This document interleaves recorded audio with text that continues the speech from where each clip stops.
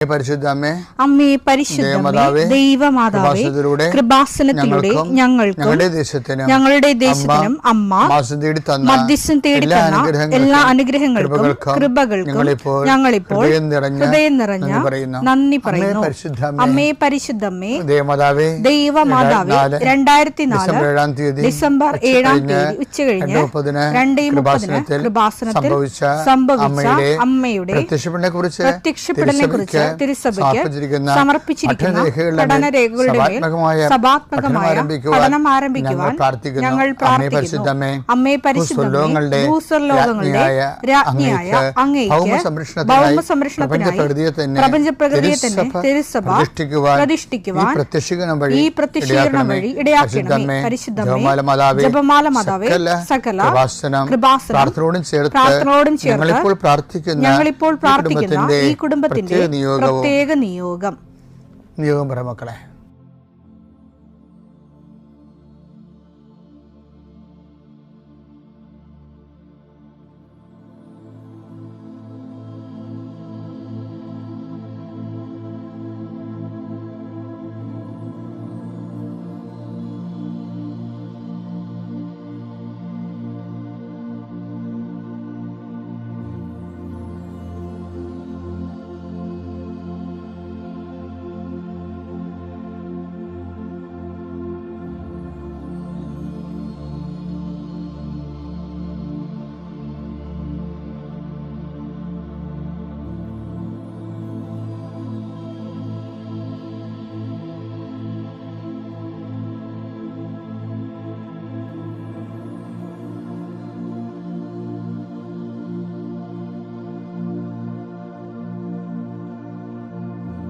അമ്മയുടെ പ്രത്യക്ഷീകരണത്തിന്റെ ഈ അനുഗ്രഹവേളയിൽ ഞങ്ങൾക്ക് സാധിച്ചു തരുവാൻ കനിയണമേ. ആമേൻ. വിശ്വാസ പ്രമാണം. സർവശക്തനായ പിതാവും ആകാശത്തിന്റെയും ഭൂമിയുടെയും സൃഷ്ടാവുമായ ദൈവത്തിൽ ഞാൻ വിശ്വസിക്കുന്നു. അവിടുത്തെ ഏകപുത്രനും ഞങ്ങളുടെ കർത്താവുമായ ഈശോമിശിഹായിലും ഞാൻ വിശ്വസിക്കുന്നു. ഈ പുത്രൻ പരിശുദ്ധാത്മാവിനാൽ ഗർഭസ്ഥനായി കന്യകാമറിയത്തിൽ നിന്ന് പിറന്ന് പൊന്തിയോസ് പീലാത്തോസിന്റെ കാലത്ത് പീഡകൾ സഹിച്ച് കുരിശിൽ തറയ്ക്കപ്പെട്ട് മരിച്ച് അടക്കപ്പെട്ട് പാതാളങ്ങളിൽ ഇറങ്ങി മരിച്ചവരുടെ ഇടയിൽ നിന്ന് 3-ാം നാൾ ഉയർത്ത് സ്വർഗത്തിലേക്ക് എഴുന്നള്ളി സർവശക്തിയുള്ള പിതാവായ ദൈവത്തിന്റെ വലതുഭാഗത്തിരിക്കുന്നു. അവിടെ നിന്ന് ജീവിക്കുന്നവരെയും മരിച്ചവരെയും വിധിക്കുവാൻ വരുമെന്നും ഞാൻ വിശ്വസിക്കുന്നു. പരിശുദ്ധാത്മാവിലും ഞാൻ വിശ്വസിക്കുന്നു. വിശുദ്ധ കത്തോലിക്കാ സഭയിലും പുണ്യവാന്മാരുടെ ഐക്യത്തിലും പാപങ്ങളുടെ മോചനത്തിലും ശരീരത്തിന്റെ ഉയർപ്പിലും നിത്യമായ ജീവിതത്തിലും ഞാൻ വിശ്വസിക്കുന്നു. ആമേൻ. സ്വർഗ്ഗസ്ഥനായ ഞങ്ങളുടെ പിതാവേ, അങ്ങയുടെ നാമം പൂജിതമാകണമേ. അങ്ങയുടെ രാജ്യം വരണമേ. അങ്ങയുടെ തിരുമനസ് സ്വർഗത്തിലെ പോലെ ഭൂമിയിലും ആകണമേ. അന്നു വേണ്ടുന്ന ആഹാരം ഇന്ന് ഞങ്ങൾക്ക് തരണമേ. ഞങ്ങളോട് തെറ്റ് ചെയ്യുന്നവരോട് ഞങ്ങൾ ക്ഷമിക്കുന്നത് പോലെ ഞങ്ങളുടെ തെറ്റുകൾ ഞങ്ങളോടും ക്ഷമിക്കണമേ.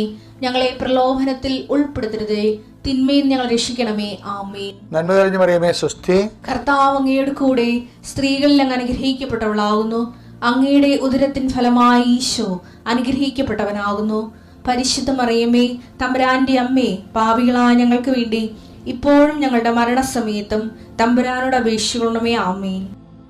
കർത്താവേ, നിന്റെ ഉന്നതമായ നാമത്തിന് സ്തോത്രം ചെയ്യും. കർത്താവേ, നിന്റെ വിശുദ്ധ പൗരോഹിത്യത്തെ മഹത്വപ്പെടുത്തണമേ. കർത്താവെ, സഭയിലുള്ള സാന്നിധ്യം പ്രകടമാക്കണം. 40 വർഷം ഞാൻ അർപ്പിച്ച കൃപാന്റെ യുഗതിയാണ്. കൃപാസ്ഥാനത്താറെ ജീവനോടെ പ്രത്യക്ഷപ്പെട്ട മാതാവിന്റെ മാധ്യസ്ഥ രോഗികൾ, പീഡിതരെ, മാനസിക സംഘടന അനുഭവിക്കുന്നവരെ, ഡിപ്രഷൻ അനുഭവിക്കുന്നവരെ, മരുന്ന് കഴിച്ചിട്ട് ഉറക്കം മൂടുകയും ശരീരം തൂക്കം വെക്കുകയും ചെയ്യുന്നതല്ലാതെ പ്രത്യേകിച്ച് പ്രയോജനമൊന്നും ഇല്ലാതെ ഡിപ്രഷൻ കൊണ്ട് വേദനിച്ച് ജീവിക്കുന്ന ആൾക്കാരെ കർത്താവേ, നീ അവരെ തൊടണമെന്ന് പ്രാർത്ഥിക്കുന്നു. ഓട്ടിസം കുഞ്ഞുങ്ങളെ, ഹൈപ്പർ ആക്ടിവിറ്റി കുഞ്ഞുങ്ങൾ, അവിടെ മാതാപിതാക്കന്മാരെ മനസ്സ് കെട്ടുപോയവരെ, തകർച്ച സങ്കടം കൊണ്ട് അവർക്ക് ജീവിക്കാൻ പറ്റാത്തവർ, ജീവിക്കാൻ വേണ്ടി ജീവിതത്തോട് മൽപ്പിടുത്തം നടത്തുന്നവർ, മരുന്ന് കഴിച്ചിട്ടും രോഗം സുഖമാക്കാതെയും രോഗം പൊറുക്കാതെയും ഇരിക്കുന്നവർ, എൻ്റെ കർത്താവിന് ഉന്നതമായ നാമത്തിൽ, സഭയുടെ അധികാരത്തിൽ, കുരിശിൻ്റെ അടയാളത്തിൽ, ദൈവശക്തിയാൽ എനിക്ക് ദൈവസന്ധിപ്പും സൗഖ്യം ലഭിക്കട്ടെ. പിതാവും പുത്രനും പരിശുദ്ധാത്മാവുമായ സർവ്വേശ്വരാ എന്നേക്കും. ആമേൻ. എൻ്റെ പ്രിയപ്പെട്ടവരെ, വിശ്വാസത്തിൻ്റെ ഒരു ഭൗതിക സാഹചര്യമുണ്ട്, ഭൗതിക സാഹചര്യമില്ലാത്ത വിശ്വാസവുമുണ്ട്. ഈ വിശ്വാസം തന്നെ പലതരത്തിലുണ്ടെന്ന് നമ്മൾ പറയുന്നാലും നമ്മുടെ ജീവിതത്തെ നിരീക്ഷിച്ചു കഴിഞ്ഞാൽ നമുക്ക് ഭൗതിക സാഹചര്യമുള്ള ഒരു വിശ്വാസമുണ്ട്, ഭൗതിക സാഹചര്യമില്ലാത്ത വിശ്വാസമുണ്ട്. അപ്പം നിങ്ങൾ ചോദിക്കും, എന്താണ് ഇങ്ങനെ ഇത് നിങ്ങൾ കേൾക്കാത്തൊരു കാര്യമാണ്.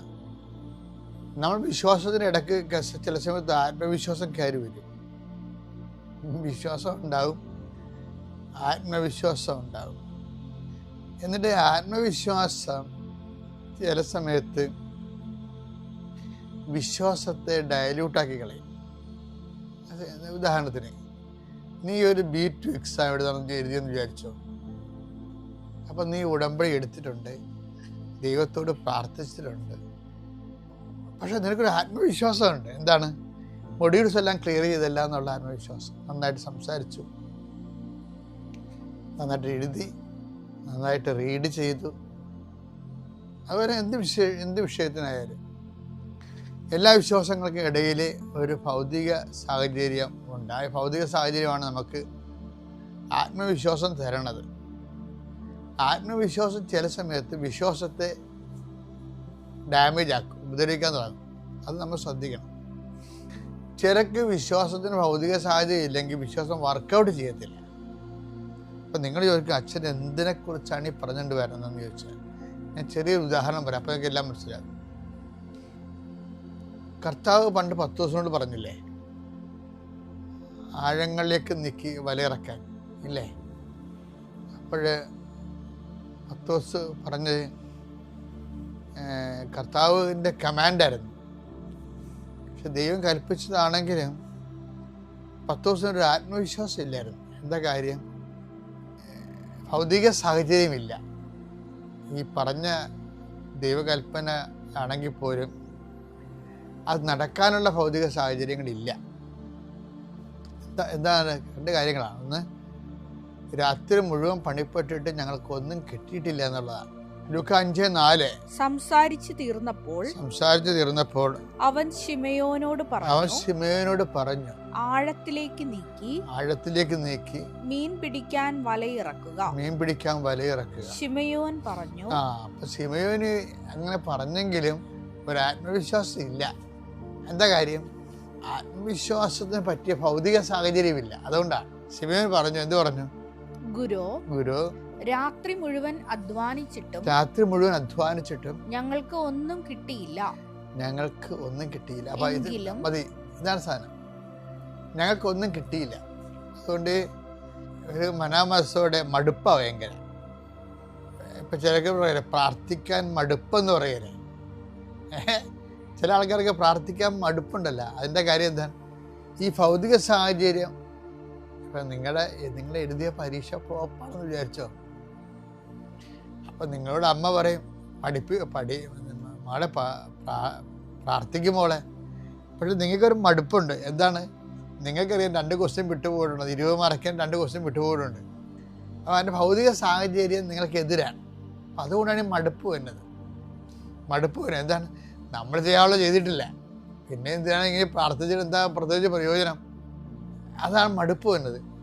പക്ഷെ ഒരു കാര്യമുണ്ട്, ക്രിസ്ത്യൻ പ്രേയറിൽ മടുപ്പ് വരേണ്ട കാര്യമില്ല. ഭൗതിക സാഹചര്യങ്ങളില്ലെങ്കിലും മടുപ്പ് വരേണ്ട കാര്യമില്ല. അത് ശമയോൻ, അത് ഈ ഉടമ്പടിയുടെ ഗ്രേറ്റ്നെസ് അതല്ലേ. അതുകൊണ്ട് ശമയോൻ പറഞ്ഞത് എന്താണ്? രാത്രി മുഴുവനും അധ്വാനിച്ചിട്ട് ഞങ്ങൾക്കൊന്നും കിട്ടിയില്ല. അപ്പം മടുപ്പാണ്.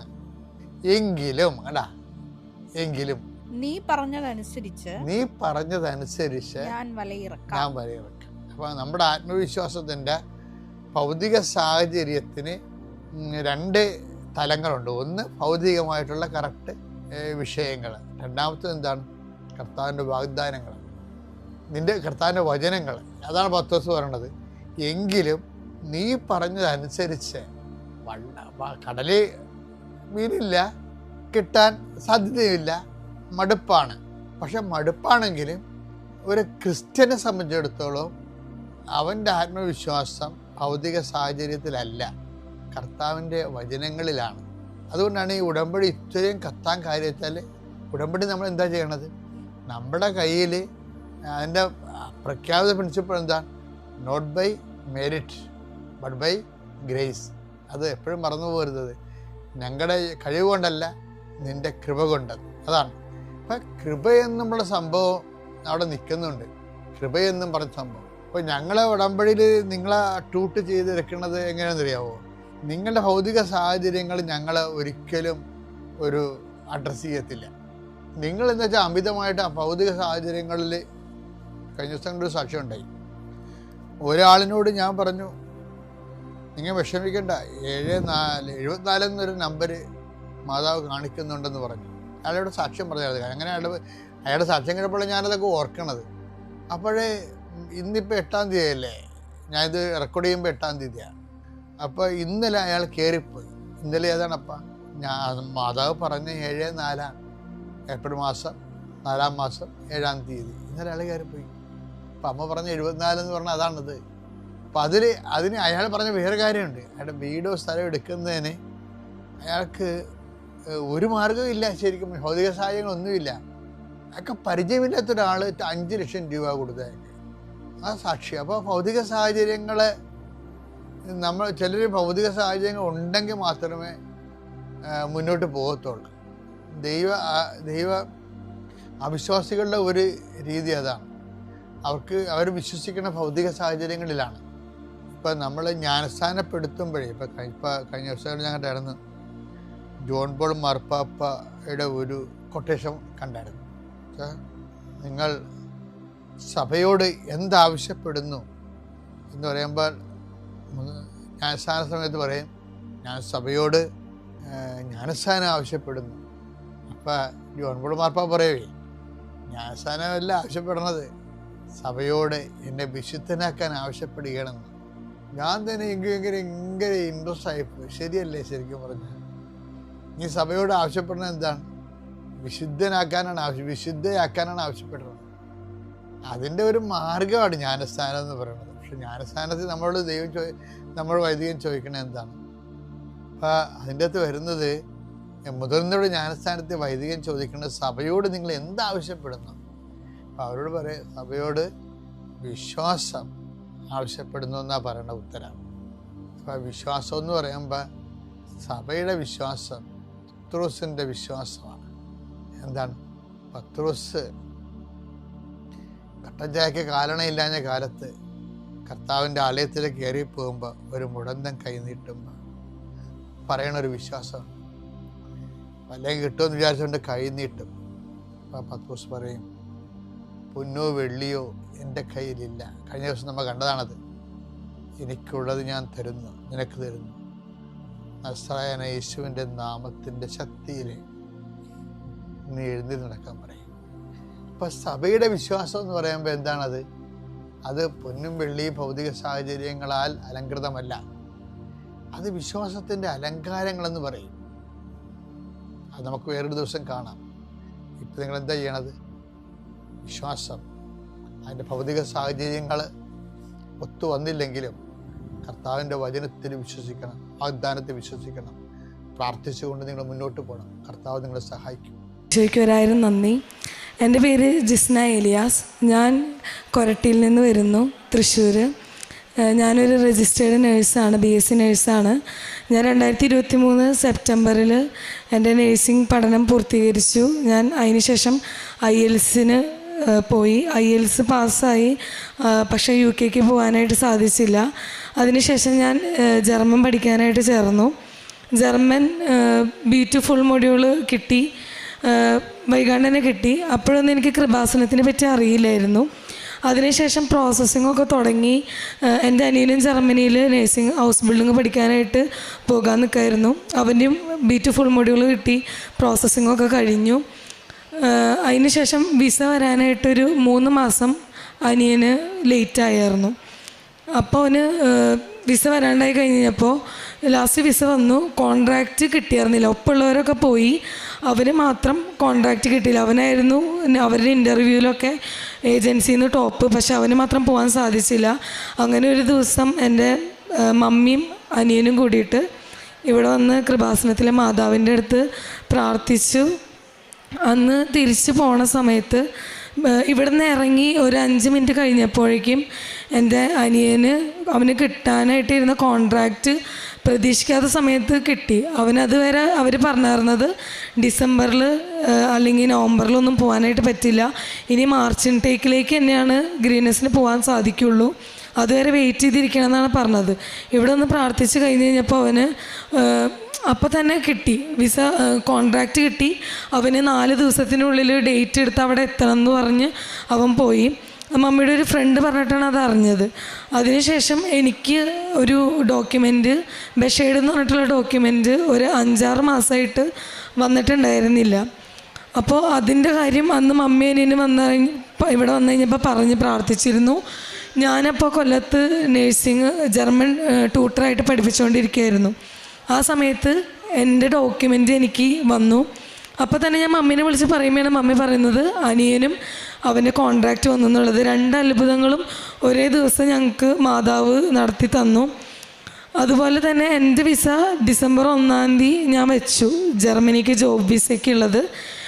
അത് വെച്ചു. സാധാരണ കൂടിപ്പോയ 1 മാസത്തിനുള്ളിൽ നഴ്സുമാർക്ക് കിട്ടേണ്ടതാണ്. 4 മൊഡ്യൂളുണ്ടായിട്ടും എനിക്ക് എൻ്റെ വിസ വരാനായിട്ട് 4 മാസം ലേറ്റായി. അപ്പോൾ ഡിസംബർ 1-ാം തീയതി വെച്ചതിന് ശേഷം ഒരു ജനുവരി 16-ാം തീയതി വരെ എനിക്ക് അതിനെപ്പറ്റി ഒരു മെയിലുകളോ പെൻഡിങ് ഡോക്യുമെൻറ്റ്സോ ഒന്നും വന്നിട്ടുണ്ടായിരുന്നില്ല. അപ്പോൾ എൻ്റെ ഒപ്പം പഠിച്ചിരുന്ന ഒരു കുട്ടി പറഞ്ഞു, കൃപാസനത്തിൽ നീ ഒന്ന് പ്രാർത്ഥിക്കുക, ഉടമ്പടി എടുക്കുന്നൊക്കെ പറഞ്ഞായിരുന്നു. ആ സമയത്ത് എനിക്കെന്ന് പറഞ്ഞു കഴിഞ്ഞാൽ ഞാൻ ജാക്കോബൈറ്റാണ്. അപ്പോൾ എനിക്ക് ഇതിനെപ്പറ്റിയൊന്നും ഒരു അറിവുണ്ടായിരുന്നില്ല. പിന്നെ ഞാൻ വിശ്വസിച്ചിട്ടുണ്ടായിരുന്നില്ല. അനിയൻ്റെ ഡോക്യുമെൻ്റ് വന്നപ്പോഴാണ് കുറച്ചെങ്കിലും ഞങ്ങൾക്ക് വിശ്വാസം വന്നത് മാതാവിൽ. അത് കഴിഞ്ഞിട്ട് അവൾ പറഞ്ഞു കഴിഞ്ഞപ്പോൾ ജനുവരി 16-ാം തീയതി ഞാനും എൻ്റെ മമ്മിയും കൂടിയിട്ട് കൃപാസനത്തിൽ വന്നു, പ്രാർത്ഥിച്ചു കഴിഞ്ഞ് ഞങ്ങൾ തിരിച്ച് പോണ വഴിക്ക് ഇവിടുന്ന് ഇറങ്ങി ഒരു 1/2 മണിക്കൂർ കഴിഞ്ഞപ്പോഴേക്കും എനിക്കൊരു മെയിൽ വന്നു. അതായത് ജർമ്മനിയിലെ നേഴ്സിംഗ് കൗൺസിലിൽ നിന്ന് എനിക്കൊരു മെയിൽ വന്നു, നിങ്ങളുടെ ഒരു ഡോക്യുമെൻറ്റ് നിങ്ങൾ മിസ്സിങ് ആണ്, അത് എത്രയും പെട്ടെന്ന് നിങ്ങൾ തിരിച്ചയക്കണം എന്ന് അയച്ചു കൊടുക്കണം എന്ന് പറഞ്ഞിട്ട് എനിക്കൊരു മെയിൽ വന്നു. അങ്ങനെ ഞാൻ ആ മെയിൽ റിപ്ലൈ ചെയ്ത് അത് ഏജൻസിയിലൊക്കെ പറഞ്ഞ് തിരിച്ചയച്ചു കൊടുത്തു. അതിനുശേഷം പിന്നെ ഒരു മാർച്ച് 10-ാം തീയതി വരെ എനിക്ക് വേറെ ഒരു മെയിൽ വന്നിട്ടില്ല. അതിന് റിപ്ലൈ ആയിട്ടോ ഒരു കാര്യങ്ങളും മെയിൽ വന്നിട്ടില്ല. അപ്പോഴും ഞാൻ മെയിലൊക്കെ അയക്കണുണ്ട് എംബസിക്കൊക്കെ, പക്ഷേ എനിക്കൊരു റിപ്ലൈയും അവർ തന്നില്ല. അങ്ങനെ മാർച്ച് 10-ാം തീയതി ഞാൻ വീണ്ടും കൃപാസനത്തിൽ മമ്മിയുടെ ഒപ്പം വന്നു. അപ്പോൾ എനിക്ക് അതുപോലെ തന്നെ ഇവിടെ ഒന്ന് പ്രാർത്ഥിച്ച് തിരിച്ചു പോയി കഴിഞ്ഞപ്പോൾ എനിക്ക് വീണ്ടും ഒരു ഡോക്യുമെൻറ്റും കൂടി അയക്കണം എന്ന് പറഞ്ഞിട്ട് എനിക്ക് മെയിൽ അയച്ചു. ആ ഡോക്യുമെൻറ്റും കൂടി ഞാൻ അയച്ചു. അപ്പോൾ എനിക്ക് കൃപാസന മാതാവിലൊക്കെ ഒരു വിശ്വാസം വന്നു. അപ്പം മമ്മിയുടെ ഒരു ഫ്രണ്ട് പറഞ്ഞു, എന്തായാലും നിങ്ങൾ ചെന്ന് മാതാവിൻ്റെ അടുത്ത് ഉടമ്പടി എടുക്കുക, നടക്കാത്ത കാര്യങ്ങളൊക്കെ നടക്കും, നിങ്ങളുടെ വിശ്വസിച്ച് നിങ്ങൾ ഉടമ്പടി ശരിക്കത് പാലിച്ചു കഴിഞ്ഞാൽ നിങ്ങൾക്ക് എന്തായാലും നടത്തി തരും മാതാവെന്ന് പറഞ്ഞു. എൻ്റെ ഫ്രണ്ടും പറഞ്ഞു, അവളും ഉടമ്പടി എടുത്തിട്ടുണ്ടായിരുന്നു. അങ്ങനെ അവർ പറയണത് കേട്ടിട്ട് ഇവിടെ വന്ന് മമ്മി ഉടമ്പടി എടുക്കാമെന്നാണ് പറഞ്ഞത്. എനിക്കിത് കൃത്യമായിട്ട് കണ്ടിന്യൂ ചെയ്ത് പോകാൻ പറ്റുമെന്നുള്ളൊരു ഉറപ്പോ എനിക്ക് ആ ഒരു ധൈര്യം ഇല്ലാത്തതുകൊണ്ട് ഞാൻ എടുക്കണ്ടെന്ന് വിചാരിച്ചിട്ടാണ് ഈ പടി വരെ വന്നത്. അപ്പം മമ്മി എടുക്കുമെന്നാണ് പറഞ്ഞത്. അത് കഴിഞ്ഞപ്പോൾ ഇവിടെ വന്നു കഴിഞ്ഞ് പ്രാർത്ഥിച്ചു കഴിഞ്ഞപ്പോൾ എനിക്ക് തോന്നി എൻ്റെ ഉള്ള ആവശ്യം വിസ എൻ്റെയാണ്, അപ്പം ഞാനല്ലേ ഉടമ്പടി എടുക്കണ്ടേന്ന് എനിക്കുള്ളിൽ തോന്നി. അങ്ങനെ ഞാൻ മമ്മിയുടെ അടുത്ത് പറഞ്ഞു, ഞാനും മമ്മിയും കൂടി ഇവിടെ വന്ന് 2 പേരും ഉടമ്പടി എടുത്തു, നിയോഗങ്ങളൊക്കെ വെച്ച്. അത് കഴിഞ്ഞ് തിരിച്ചു പോയി. ഇപ്പോഴും എനിക്കൊരു മെയിൽ വന്നു, അതായത് നിങ്ങളുടെ ഒരു ഡോക്യുമെൻറ്റും കൂടി, അതായത് റീസെൻ്റായിട്ടുള്ള ട്രാവൽ ഇൻഷുറൻസ്, ആ ഇൻഷുറൻസ് നിങ്ങളുടെ എക്സ്പയർഡായി, അതൊന്ന് അപ്ഡേറ്റ് ചെയ്ത് തിരിച്ചയക്കണമെന്ന് പറഞ്ഞ് എനിക്ക് മെയിൽ വന്നു. ഞാൻ 2 ദിവസം കഴിഞ്ഞപ്പോൾ അത് മെയിൽ അയച്ചു. ഇത് കഴിഞ്ഞ് കഴിഞ്ഞിട്ട് പിന്നെ ഒരു റിപ്ലൈ ഒന്നുമില്ല. അപ്പോൾ ഞാൻ പ്രാർത്ഥനകളൊക്കെ മര്യാദയ്ക്ക് തന്നെ സമയത്തിനും രാവിലെയും വൈകുന്നേരം സായന പ്രാർത്ഥനയൊക്കെ ചെയ്തു പോകുന്നുണ്ട്. അതിനുശേഷം മാർച്ച് 20-ാം തീയതി കഴിഞ്ഞ കൊല്ലം 2024 മാർച്ച് 20-ാം തീയതിയാണ് എൻ്റെ ജർമ്മൻ്റെ 2 മൊഡ്യൂൾ ഞാൻ എഴുതിയത്. അതിൻ്റെ 2 വാലിഡിറ്റി തീരണത് മാർച്ച് 20-ാം തീയതിയാണ്. അപ്പം ഞാൻ മാതാവിൻ്റെ അടുത്ത് ഇങ്ങനെ പറയും, മാതാവേ മാർച്ച് 20-ാം തീയതി എൻ്റെ 2 മൊഡ്യൂളിൻ്റെ വാലിഡിറ്റി തീരും, അപ്പോൾ എൻ്റെ B2-ൻ്റെ 2 മൊഡ്യൂളാണ്, ഇനി ഞാനത് എഴുതാമെന്ന് പറഞ്ഞാൽ നടക്കണ കാര്യമല്ല, കിട്ടുമെന്ന് ഉറപ്പില്ല, കാശും ചിലവ് ഭയങ്കര ബുദ്ധിമുട്ടായതുകൊണ്ട് ഞാൻ മാതാവിൻ്റെ അടുത്ത് പ്രാർത്ഥിച്ചു. പിന്നെ ഞാൻ രണ്ടും കൽപ്പിച്ച് മാർച്ച് 20 ഞാൻ മമ്മി പറഞ്ഞു കൃപാസനം വരെ ഒന്ന് പോകുമെന്ന് പറഞ്ഞു. കാരണം ഞാനിവിടെ വരുമ്പോൾ എനിക്ക് മാതാവ് എന്തെങ്കിലുമൊക്കെ ഒരു ഉത്തരം അതിന് തന്നിട്ടുണ്ട്. അങ്ങനെ ഞാൻ മാർച്ച് 20 ഇവിടെ വന്നു. ഇവിടേക്ക് വരാണ് ഞാൻ ബസ് കയറി. ഞാൻ പ്രാർത്ഥിച്ച് ഡെയിലി ബ്രെഡും ഒക്കെ കേട്ട് ബസ്സിലിങ്ങനെ വന്നുകൊണ്ടിരിക്കുമ്പോൾ എനിക്കൊരു SMS വന്നു, നിങ്ങളുടെ പ്രോസസ്ഡ് ആയിട്ടുള്ള പാസ്പോർട്ട് ബാംഗ്ലൂരിൽ റിസീവ് ചെയ്തിട്ടുണ്ടെന്ന് പറഞ്ഞിട്ട് എനിക്കൊരു മെയിൽ വന്നു. അപ്പോൾ ഞാൻ വിചാരിച്ചു എനിക്കറിയില്ല അത് ഇപ്പം ഈ വിസയുടെ തന്നെയാണോ എന്ന് എനിക്കൊരു ഉറപ്പുണ്ടായിരുന്നില്ല. അത് കഴിഞ്ഞിട്ട് ഒരു 5 മിനിറ്റ് ഞാൻ അപ്പം തന്നെ മമ്മീനെ വിളിച്ചപ്പോൾ മമ്മി പറഞ്ഞു, മോളെ നീ പ്രാർത്ഥിക്ക്, മാതാവിൻ്റെ അടുത്ത് ചെന്നിട്ട് നന്നായി പ്രാർത്ഥിക്ക്, അത് വിസയുടെ തന്നെ ആവാനായിട്ട് നന്നായി പ്രാർത്ഥിക്കുന്നൊക്കെ പറഞ്ഞ് ഞാൻ പ്രാർത്ഥിച്ചുകൊണ്ടിരിക്കുന്ന സമയത്ത് ഒരു 5-10 മിനിറ്റ് കഴിഞ്ഞപ്പോഴേക്കും എനിക്ക് വേറൊരു SMS-ഉം ഒരു മെയിലും കൂടി വന്നു. ഞാൻ മെയിൽ ചെക്ക് ചെയ്തപ്പോൾ അത് എൻ്റെ വിസ എനിക്ക് ഡിസ്പാച്ചറായിട്ടെന്ന് പറഞ്ഞിട്ടാണ് എനിക്ക് ആ മെയിൽ വന്നതും SMS വന്നതും. മാർച്ച് 20 കൃത്യം എൻ്റെ ഒരു വർഷം B2ൻ്റെ 2 മൊഴികൾ തികയണമെന്ന് തന്നെ എനിക്ക് ഡിസ്പാച്ചർ വന്നിട്ടുള്ളൊരു മെയിൽ വന്നു. അത് കഴിഞ്ഞപ്പോൾ മമ്മി പറഞ്ഞിട്ടുണ്ടായിരുന്നു ഇനിയിപ്പോൾ വിസ വരാണെങ്കിൽ തന്നെ വിസ കയ്യിൽ കിട്ടിയിട്ട് അപ്രൂവ്ഡ് ആണെങ്കിൽ പിറ്റേ ദിവസം തന്നെ ഞങ്ങൾ മാതാവിൻ്റെ അടുത്തേക്ക് വന്നോളാം സാക്ഷ്യം പറയാമെന്ന് പറഞ്ഞിട്ടുണ്ടായിരുന്നു. അങ്ങനെ വെള്ളിയാഴ്ച എനിക്ക് മാർച്ച് 20 വിസ വന്നു. മാർച്ച് 23 തിങ്കളാഴ്ച എനിക്ക് രാവിലെ ബ്ലൂ ഡാർട്ടിൽ നിന്ന് തന്നെ വിളിച്ചു, നിങ്ങളുടെ പാസ്പോർട്ട് ഇവിടെ വന്നിട്ടുണ്ട്, നിങ്ങൾ വന്ന് റിസീവ് ചെയ്യണമെന്ന് പറഞ്ഞു. അങ്ങനെ ഞാൻ മാധവൻ്റെ കാശ് രൂപമൊക്കെ പിടിച്ച് പ്രാർത്ഥിച്ച് പോയി വിസ വാങ്ങാനായിട്ട് ബ്ലൂ ഡാർട്ടിൽ ചെന്നു. അവിടെ ചെന്ന് കഴിഞ്ഞപ്പം എനിക്ക് പേടിയുണ്ട്, എന്നാലും ഞാൻ മാധവൻ്റെ കാശ് രൂപം മുറുകെ പിടിച്ചിട്ട് തന്നെയാണ് പോയത്. അങ്ങനെ എനിക്ക് ധൈര്യമില്ലാത്ത തന്നെ ഞാൻ മമ്മിയുടെ അടുത്ത് പറഞ്ഞു, മമ്മി ഒന്ന് പ്രാർത്ഥിച്ചിട്ട് തുറന്നാൽ മതി എന്ന് പറഞ്ഞു. കാരണം എൻ്റെ അടുത്ത് എൻ്റെ ഏജൻസി ആണെന്നുണ്ടെങ്കിലും എനിക്ക് പരിചയമുള്ളവരൊക്കെ പറഞ്ഞത് ഫുൾ മൊഡ്യൂൾ ഉണ്ടെങ്കിലും കാര്യമില്ല, 4 മാസം കഴിഞ്ഞതായതുകൊണ്ട് മിക്കതും അത് റിജക്ഷനായിരിക്കും, വിസ റിജക്ഷനായിരിക്കും വന്നിട്ടുണ്ടാവുക, അതുകൊണ്ട് അങ്ങനെ പ്രതീക്ഷിച്ചാൽ മതി എന്ന് എൻ്റെ അടുത്ത് പറഞ്ഞത്. ഞാനങ്ങനെ പ്രാർത്ഥിച്ച് തുറന്നു കഴിഞ്ഞപ്പോൾ എൻ്റെ വിസ എനിക്ക് അപ്രൂവ്ഡ് ആയിരുന്നു. അങ്ങനെ എനിക്ക് വിസ അപ്രൂവ്ഡ് ആക്കി തന്നു മാതാവ്. അതിന് ശേഷം എനിക്ക് വേറൊരു അനുഭവം ഉണ്ടായതെന്ന് പറഞ്ഞു കഴിഞ്ഞാൽ, ഇതിനൊക്കെ മുമ്പ് ഞാൻ കൊല്ലത്ത് ജർമ്മൻ പഠിപ്പിച്ചുകൊണ്ടിരുന്നപ്പോൾ എനിക്ക് കൊറോണയ്ക്ക് ശേഷം എൻ്റെ സൗണ്ട് ഏകദേശം ഇതുപോലെയാണ്. അപ്പോൾ ഇത്രയും പോലെ എനിക്ക് സൗണ്ട് ഉണ്ടായിരുന്നില്ല. എൻ്റെ തൊണ്ടയിൽ എനിക്കൊരു നൊഡ്യൂൾ ഉണ്ടായിരുന്നു. അപ്പോൾ ആ നൊഡ്യൂൾ സർജറി ചെയ്ത് കളയണമെന്നാണ് ഡോക്ടർ പറഞ്ഞത്. അപ്പോൾ എനിക്ക് സംസാരിക്കാൻ പാടില്ല. എനിക്കൊരു 3-4 മാസമൊക്കെ കണ്ടിന്യൂസ് വോയിസ് റെസ്റ്റ് ആയിരുന്നു പറഞ്ഞുകൊണ്ടിരുന്നത്. അപ്പോൾ ഞാൻ കൊല്ലത്ത് പഠിപ്പിച്ചുകൊണ്ടിരിക്കുമ്പോൾ തന്നെ എനിക്ക് സൗണ്ട് ഇല്ലാണ്ട് പഠിപ്പിക്കാനായിട്ട് പറ്റില്ല. അപ്പോൾ അവിടെ എൻ്റെ ഒരു വാർഡൻ ഉണ്ടായിരുന്നു എനിക്ക് ഹോസ്റ്റലിൽ. ആ വാർഡൻ കൃപാസനത്തിലെ ഉടമ്പടിയൊക്കെ എടുത്തിട്ടുണ്ടായിരുന്നു. അപ്പോൾ വാർഡൻ്റെ അടുത്ത് ഞാനിങ്ങനെ എൻ്റെ സൗണ്ടിൻ്റെ കാര്യം ചോദിച്ചു, എന്തെങ്ങനെ സൗണ്ട് എന്നൊക്കെ ചോദിച്ചപ്പോൾ ഞാൻ പറഞ്ഞു എനിക്കിങ്ങനെ തൊണ്ടയിലൊരു നൊഡ്യൂളൊക്കെ ഉണ്ട്, അതുകൊണ്ട് ഒരു ബുദ്ധിമുട്ടാണ്, തൊണ്ടവേദനയാണ്, സംസാരിക്കാനൊന്നും പറ്റില്ല. കണ്ടിന്യൂസ് ഞാനിപ്പോൾ ഒരു 5 മിനിറ്റ് സംസാരിച്ച് കഴിഞ്ഞാൽ എനിക്ക് അപ്പോൾ തന്നെ തൊണ്ടവേദന വരും, പിന്നെ ഞാൻ മിണ്ടാണ്ടിരിക്കുക ചെയ്യാം. അപ്പോൾ വാർഡൻ എനിക്ക് കൃപാസനത്തിലെ തൈലവും അതുപോലെ ഉപ്പും എനിക്ക് കാണിച്ചു തന്നിട്ട് ആൾ രാത്രിയാവുമ്പോൾ എൻ്റെ അടുത്ത് വന്നിട്ട് തൈലം എൻ്റെ തൊണ്ടയിൽ പരറ്റി പ്രാർത്ഥനയൊക്കെ പ്രത്യക്ഷീകരണ പ്രാർത്ഥനയും എല്ലാം ചൊല്ലി എനിക്ക് തൊണ്ടയിൽ പരറ്റി തന്ന് എൻ്റെ വാർഡനെ എനിക്ക് പ്രാർത്ഥിച്ചു തന്നായിരുന്നു. അതുപോലെ തന്നെ ഉപ്പ് വെള്ളത്തിൽ മിക്സ് ചെയ്തിട്ട് എനിക്ക് കുടിക്കാനായിട്ട് തരുമായിരുന്നു. അങ്ങനെ ഒരു 4-5 ദിവസം എൻ്റെ അടുത്ത് പറഞ്ഞു, ജിസ്നൊന്ന് അത് ചെയ്തു നോക്ക്, ഞാൻ ചെയ്തു തരാം, നീ വിശ്വസിച്ച് പ്രാർത്ഥിച്ചത് ചെയ്ത് കഴിഞ്ഞാൽ നിനക്ക് എന്തായാലും അതിനുള്ളൊരു മറുപടി ഉണ്ടാവുമെന്ന് എൻ്റെ അടുത്ത് വാർഡൻ പറഞ്ഞായിരുന്നു.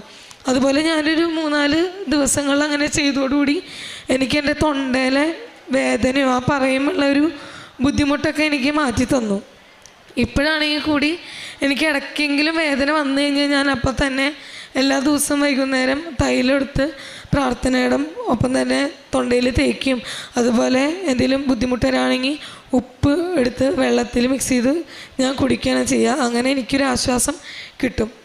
പ്രത്യക്ഷീകരണ പ്രവർത്തികളെന്ന് പറഞ്ഞു കഴിയുമ്പോൾ ഞാൻ പത്രം കൊടുക്കാറുണ്ട്. പത്രം കൊടുക്കുമ്പോൾ ചിലവരൊക്കെ എടുത്ത് കൊണ്ടുപോകുമ്പോൾ എല്ലാവർക്കും അറിയാവുന്ന പോലെ വേണ്ടെന്നുള്ളൊരു മനോഭാവമാണ്. എന്നാലും ഞാൻ എൻ്റെ അനുഭവം അതുപോലെ എനിക്ക് വീട്ടിലുണ്ടായ അനുഭവങ്ങൾ ഞാൻ പറഞ്ഞ് മാക്സിമം അവരെ അവയർനെസ് അവർക്ക് കൊടുക്കാറുണ്ട്.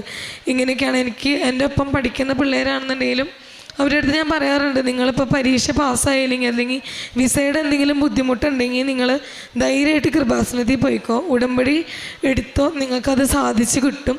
അതല്ലാന്നുണ്ടെങ്കിൽ നിങ്ങൾ ജസ്റ്റ് അവിടെ പോയാൽ മതി, നിങ്ങളെ വീണ്ടും മാതാവ് അവിടേക്ക് എത്തിക്കും എന്നുള്ളത് ഞാൻ അവരുടെ അടുത്ത് അവരോട് പറയാറുണ്ട്.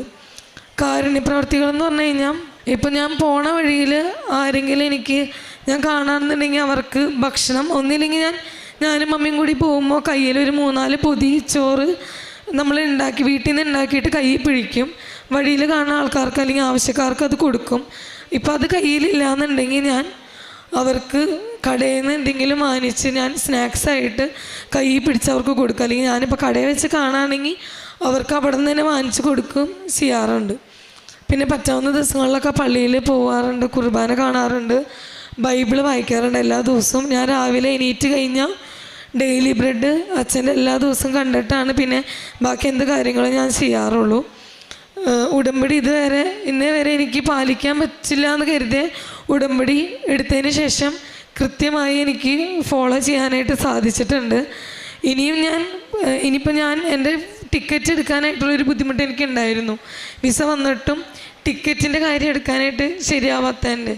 അപ്പോൾ ഞാൻ മാതാവിൻ്റെ അടുത്ത് അതും പറഞ്ഞ് പ്രാർത്ഥിക്കാറുണ്ട്, മാതാവ് ഇപ്പോൾ യുദ്ധമൊക്കെയാണ്, അതുകൊണ്ട് എനിക്ക് ടിക്കറ്റ് എടുക്കാൻ പറ്റുമോ അറിയില്ല, ടിക്കറ്റിന് ഇപ്പം നല്ല റേറ്റും ഉണ്ട്, അപ്പോൾ എനിക്കും എൻ്റെ കുടുംബത്തിനും താങ്ങാൻ പറ്റുന്ന രീതിയിലുള്ളൊരു റേറ്റിൽ എനിക്ക് ടിക്കറ്റ് എടുത്തതെന്ന് ഞാൻ മാതാവിൻ്റെ അടുത്ത് പ്രാർത്ഥിച്ചായിരുന്നു. ഇന്നലെ ഞാൻ ടിക്കറ്റ് എടുത്തു. മാതാവിൻ്റെ അനുഗ്രഹം കൊണ്ട് ഞാൻ മറ്റന്ന് ജർമ്മനിയിലേക്ക് പോവുകയാണ്. അപ്പോൾ അതിന് മുമ്പ് വന്ന് സാക്ഷ്യം പറയണമെന്നുണ്ടായിരുന്നു, അതിന് വേണ്ടിയിട്ടാണ് ഞാനിവിടെ വന്നത്. ഇനിയിപ്പോൾ ജർമ്മനി പോയാൽ എവിടെയാണെന്നുണ്ടെങ്കിലും ഞാൻ ഉടമ്പടി ഇതുപോലെ തന്നെ കണ്ടിന്യൂ ചെയ്യുമെന്ന് ആണ് എൻ്റെ ആഗ്രഹം. കണ്ടിന്യൂ ചെയ്യും. എന്നെ ഇവിടെ വരെ എത്തിച്ച് എനിക്ക് അൾത്താരയിൽ സാക്ഷ്യം പറയാനായിട്ട് ഭാഗ്യം ഒരുക്കി തന്ന മാതാവിനും ഈശോയ്ക്കും 1000 നന്ദി. വിശുദ്ധ യോഹന്നാൻ്റെ സുവിശേഷം 17-ാം അധ്യായം 26-ാം തിരുവചനം. അങ്ങയുടെ നാമം അവരെ ഞാൻ അറിയിച്ചു, അവിടുന്ന് എനിക്ക് നൽകിയ സ്നേഹം അവരിൽ ഉണ്ടാകേണ്ടതിനും ഞാൻ അവരിൽ ആയിരിക്കേണ്ടതിനുമായി ഞാൻ ഇനിയും അത് അറിയിക്കും. ജിസ്ന എന്ന ഈ സഹോദരിയുടെ പ്രത്യക്ഷീകരണ സാക്ഷ്യമാണ് യൽത്താരയിൽ മകൾ ഏറ്റുപറഞ്ഞത്. മകളൊരു ജാക്കോബൈറ്റ് വിശ്വാസിയാണ്. നമുക്കറിയാവുന്ന പോലെ സങ്കീർത്തനങ്ങളിൽ നാം വായിച്ചെടുക്കുന്നുണ്ട്, ജെറുസലേമിലേക്ക് പോകാമെന്ന് പറഞ്ഞപ്പോൾ ഞങ്ങൾ വളരെയധികം സന്തോഷിച്ചു. ജെറുസലേം ദേവാലയത്തിലേക്ക് ഇസ്രായേൽക്കാർ തിരുനാൾ ആഘോഷിക്കാനായി പോകുമ്പോഴെല്ലാം, വർഷത്തിൽ 3 തിരുനാളുകളാണ് യഹൂദർക്കുള്ളത്, അതിൽ തിരുനാൾ ആഘോഷിക്കാൻ പോകുമ്പോഴെല്ലാം ഇസ്രായേൽക്കാരുടെ സന്തോഷം വളരെ അതീവമായ സന്തോഷത്തോടു കൂടിയാണ്. ജെറുസലേം എന്ന് ഓർക്കുമ്പോൾ തന്നെ, ദൈവത്തിൻ്റെ ആലയത്തിലേക്ക് പോകാമെന്ന് ഓർക്കുമ്പോൾ തന്നെ അവർക്ക് വലിയ സന്തോഷമാണ്. ജിസ്ന അതുപോലെ തന്നെയാണ് ഒരു സാക്ഷ്യം ഇവിടെ ഏറ്റു പറയുന്നത്. ഞാൻ എപ്പോഴെല്ലാം കൃപാസനത്തിൽ വന്നുവോ അപ്പോഴെല്ലാം പരിശുദ്ധ അമ്മയുടെ മധ്യസ്ഥതയിൽ ഈശോ എനിക്കൊരു സമ്മാനവുമായിട്ടാണ്, ഒരു അനുഗ്രഹവുമായിട്ടാണ് ഞാൻ ഇവിടെ നിന്ന് പോകാറുള്ളത്. ജോസഫ് അച്ഛൻ നമ്മെ ഓർമ്മിപ്പിക്കാറുണ്ട്, കുടുംബത്തിൽ ഒരാൾ ഉടമ്പടി എടുത്താൽ അതിൻ്റെ ഒരു വ്യത്യാസം വലുതാണെന്നും. ഇവരുടെ ഈ കുടുംബം ഓരോ പ്രാവശ്യവും ഇവിടെ വന്ന് പോകുമ്പോൾ തൻ്റെ സഹോദരൻ്റെ വിസ ശരിയായതും, അതുപോലെ തന്നെ ഈ മകൾ ഇവിടെ വന്ന് പോകുമ്പോൾ പെൻഡിങ്ങായി നിന്നിരുന്ന ഓരോ ഡോക്യുമെൻ്റ് സബ്മിറ്റ് ചെയ്യാനുള്ള മെയിൽ വന്നതും എല്ലാം ഉടമ്പടി എടുത്തപ്പോഴാണ് എല്ലാത്തിനും ഒരു ചലനമുണ്ടായതെന്നാണ് ഈ മകളേറ്റു പറയുന്നത്. ദൈവത്തിൻ്റെ ഒരു പദ്ധതിയാണത്. നാം ഉടമ്പടിയിൽ ഉറച്ചു നിൽക്കുന്നുണ്ടെങ്കിൽ, ഉടമ്പടി നാം ചെയ്യുന്നുണ്ടെങ്കിൽ ദൈവത്തോടു കൂടി ആയിരിക്കണം. അതിനുവേണ്ടിയാണ് പരിശുദ്ധ അമ്മ നമ്മെ എപ്പോഴും മധ്യസ്ഥം അപേക്ഷിച്ച് ഈശോയിലേക്ക് നമ്മെ അടുപ്പിക്കുന്നത്. ഈശോയുടെ അടുത്തേക്ക് പരിശുദ്ധ അമ്മ തന്നെ നമ്മെ കൈപിടിച്ച് നടത്തുന്ന വലിയ അനുഭവങ്ങളാണ് നാം സാക്ഷ്യത്തിലൂടെ കേട്ടുകൊണ്ടിരിക്കുന്നത്. ഈ മകൾക്കുള്ള ചെറിയ ചെറിയ നീക്കങ്ങളിൽ പോലും ഈ മകൾ ഹോസ്റ്റലിലായിരുന്നപ്പോൾ വാർഡൻ തന്നെ ഈ മകളുടെ സ്വരം ശരിയാകാൻ വേണ്ടി ഉടമ്പടി തൈലം തേച്ച് പ്രാർത്ഥിച്ചിരുന്നു എന്ന് ഈ മകൾ സാക്ഷ്യപ്പെടുത്തുന്നുണ്ടായി. ഇതെല്ലാം ഒരു ആത്മീയ അധികാരമാണ്. ഉടമ്പടി എടുത്ത മക്കൾക്ക് മാത്രമേ ആ അധികാരത്തോടുകൂടി ദൈവം നമുക്ക് നൽകിയിരിക്കുന്ന ഉടമ്പടി നേർച്ച വസ്തുക്കൾ ഉപയോഗിക്കാനുള്ള അധികാരമുള്ളൂ. അത് പ്രവർത്തിക്കുമ്പോൾ, അതിൻ്റെ ആ പ്രയോഗത്തിൽ പ്രാർത്ഥനാപൂർവ്വം ചെയ്യുമ്പോൾ മാത്രമേ അത് ആക്ടിവേറ്റ് ആവുകയുള്ളൂ എന്ന് നമുക്കറിയാം. നാം ഓരോരുത്തരും ഉടമ്പടി ചെയ്യുന്നുള്ളത് നമുക്ക് സ്വകാര്യമായി സ്വാർത്ഥരായി ഇരിക്കാനോ ചിന്തിക്കാനോ വേണ്ടിയല്ല, നമ്മെ കൂടുതൽ ഓപ്പൺ ആകാനും ജനറസ് ആകാനും നമ്മുടെ എല്ലാ പ്രാർത്ഥനകളിലും മറ്റവരുടെ നിയോഗങ്ങൾ കൂടി കൂട്ടിച്ചേർക്കുവാനും എന്നെപ്പോലെ ലോകം മുഴുവൻ വേദന അനുഭവിക്കുന്നവർക്കെല്ലാം വേണ്ടി പ്രാർത്ഥിക്കുവാനും വേണ്ടിയുള്ള ഒരു വലിയ ദൈവവിളി കൂടിയാണ് ഉടമ്പടി എന്ന് നമുക്ക് മനസ്സിലാക്കുകയും ചെയ്യാം. ജിസ്ന വളരെയധികം സന്തോഷത്തോടും ആത്മാർത്ഥതയോടും കൂടി പറഞ്ഞ ഈ സാക്ഷ്യത്തിന് നമ്മുടെ എല്ലാവരുടെയും നിയോഗങ്ങൾ ചേർത്ത് വെച്ചുകൊണ്ട് ജോലി ചെയ്യാൻ ബുദ്ധിമുട്ടുള്ളവരെയും ജോലിക്ക് വേണ്ടി കാത്തിരിക്കുന്നവരെയും വിസ പ്രോസസ്സിങ്ങിലാകാതിരിക്കുന്ന എല്ലാ മക്കളുടെയും നിയോഗങ്ങൾ ചേർത്ത് വെച്ച് ഈശോയ്ക്കും പരിശുദ്ധ അമ്മയ്ക്കും രക്ഷീകരണത്തിൻ്റെ സാക്ഷിയായി ഉയർത്തിയതിന് ഈശോയ്ക്കും പരിശുദ്ധ അമ്മയ്ക്കും 1000 നന്ദിയും സ്തുതിയും. എൻ്റെ പേര് റോസ്ലി ജോർജ്. ഞാൻ തൃശ്ശൂർ കൊരട്ടി ഇടവകയിൽ നിന്നും വരുന്നു. എൻ്റെ പള്ളി saint Mary's forane church Koratty.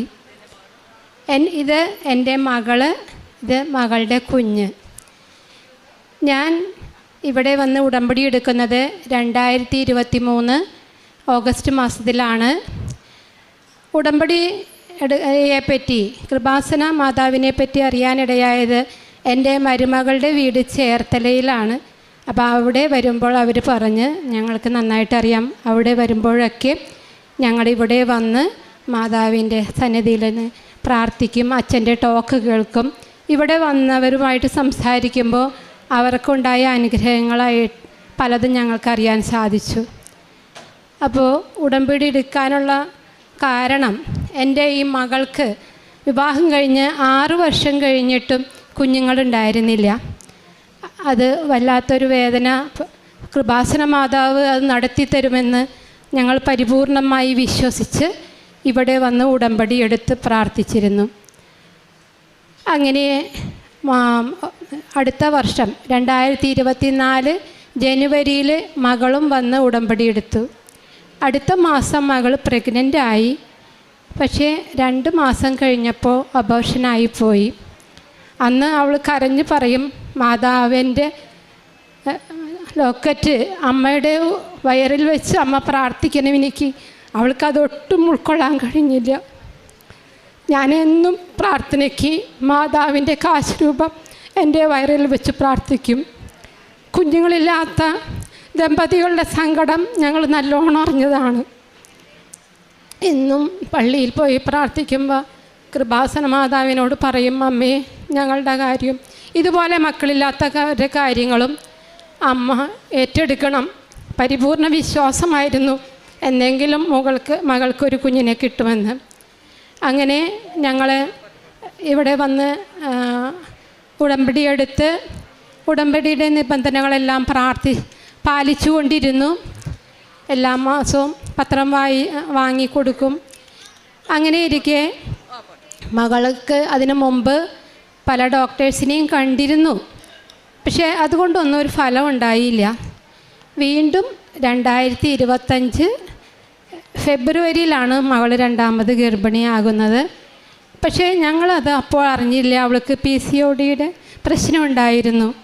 ഞങ്ങൾ 3 മാസം കഴിഞ്ഞ് 4 മാസം ആകാറായപ്പോൾ മകൾക്ക് വയറിലൊരു വേദനയും വിഷമങ്ങളൊക്കെ പറഞ്ഞ്, അപ്പോഴും എനിക്ക് പ്രയാസമുള്ള ഡോക്ടറെ കാണിക്കാൻ. എന്താണാവും എൻ്റെ മോൾക്ക് പറ്റിയത്?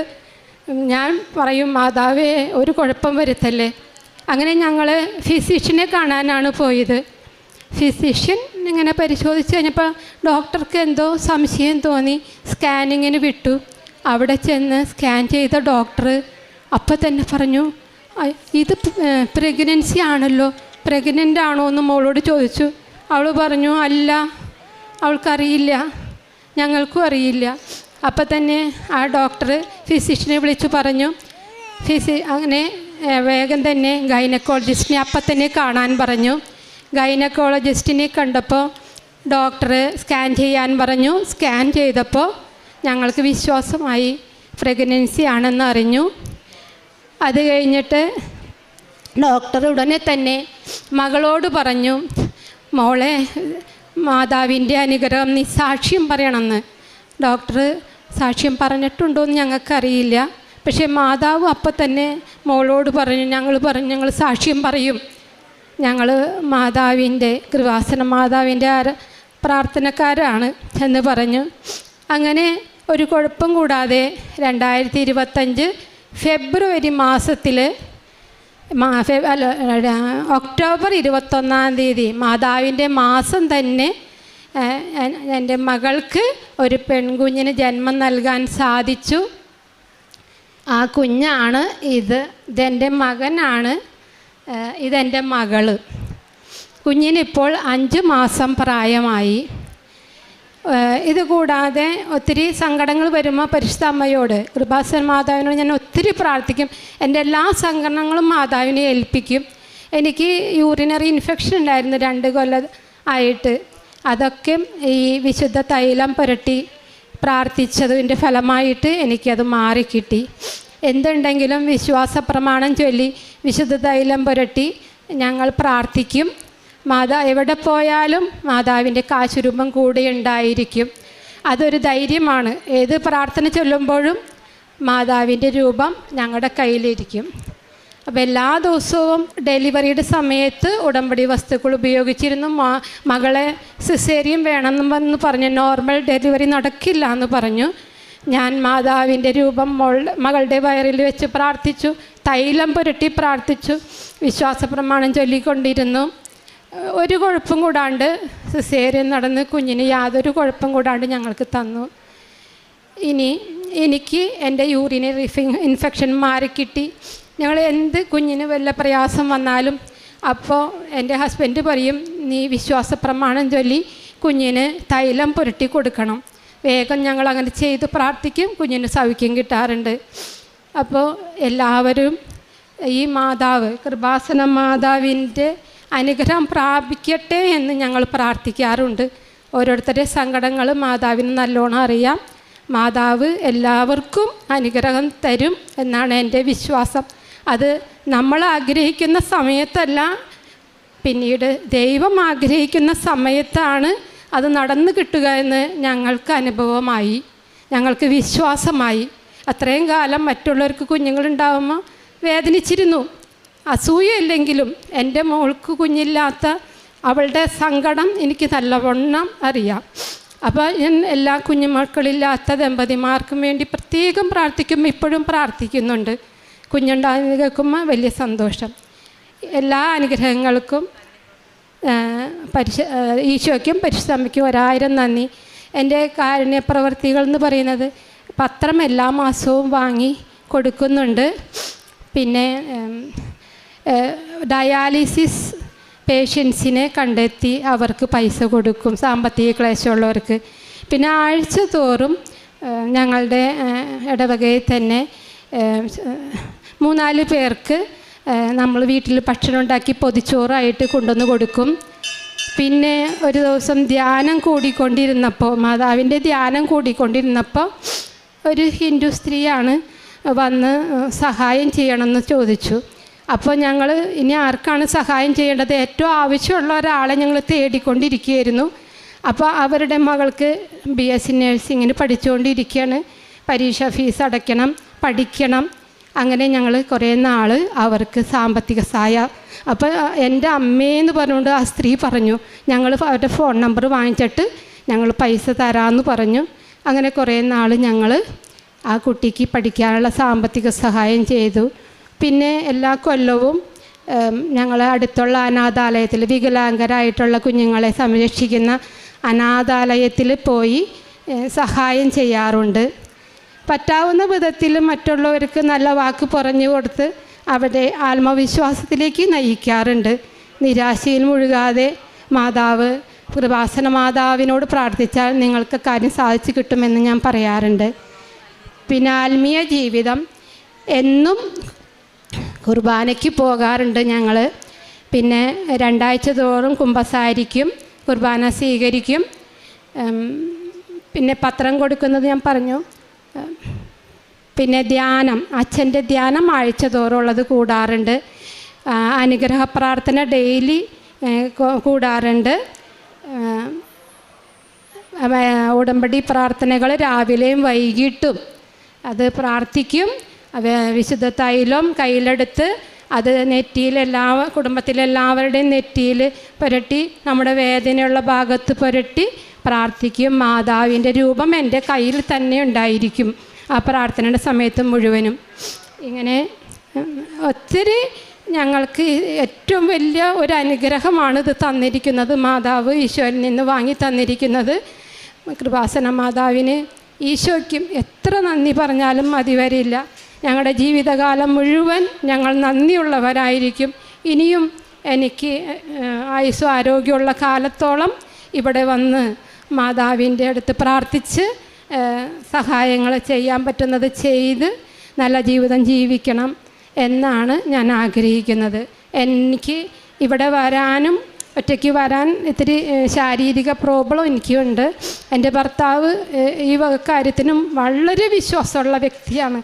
എൻ്റെ വിഷമമുണ്ട ഒത്തിരി ഞങ്ങൾ രണ്ടുപേരും പരസ്പരം പറയും, എന്തിനെ വിഷമിക്കണേ, കൃപാസന മാതാവ് നമുക്കത് സാധിച്ചു തരും, ഒരിക്കലും നമ്മളെ കൈവെടിയില്ല എന്ന് ഞങ്ങൾ രണ്ടുപേരും പരസ്പരം ഒരാളുടെ ദുഃഖം കാണുമ്പോൾ ആൾ പറയും. അങ്ങനെ എല്ലാ പ്രാവശ്യവും ഹസ്ബൻഡും എന്നെ കൊണ്ടുവന്ന് ഇവിടെ പ്രാർത്ഥിച്ചിരുന്നു. ഇപ്പോൾ കുറച്ച് ഈ മകൾ പ്രസവിച്ച് കിടക്കുമ്പോൾ എനിക്കും ഹസ്ബൻഡിനും എപ്പോഴും വരാൻ സാധിക്കാറില്ല. ഇപ്പോൾ കുഞ്ഞിന് 5 മാസമായി. അപ്പം ഞങ്ങൾ ഇത്രയും ദീർഘയാത്ര ഞങ്ങൾ ചെയ്യുന്നത് കുഞ്ഞിന് അല്പ അസ്വസ്ഥതയുണ്ട്. എങ്കിലും മാതാവിൻ്റെ അടുത്ത് കൊണ്ടുവരണം, ഈ നടയിൽ കിടത്തി പ്രാർത്ഥിക്കണം എന്ന് വലിയ ആഗ്രഹമാണ് മോൾക്ക്. അത് സാധിച്ചു തന്ന ഒത്തിരി നന്ദി ഈശോയ്ക്കും പരിശുദ്ധ മാതാവിനും നന്ദി നന്ദി നന്ദി.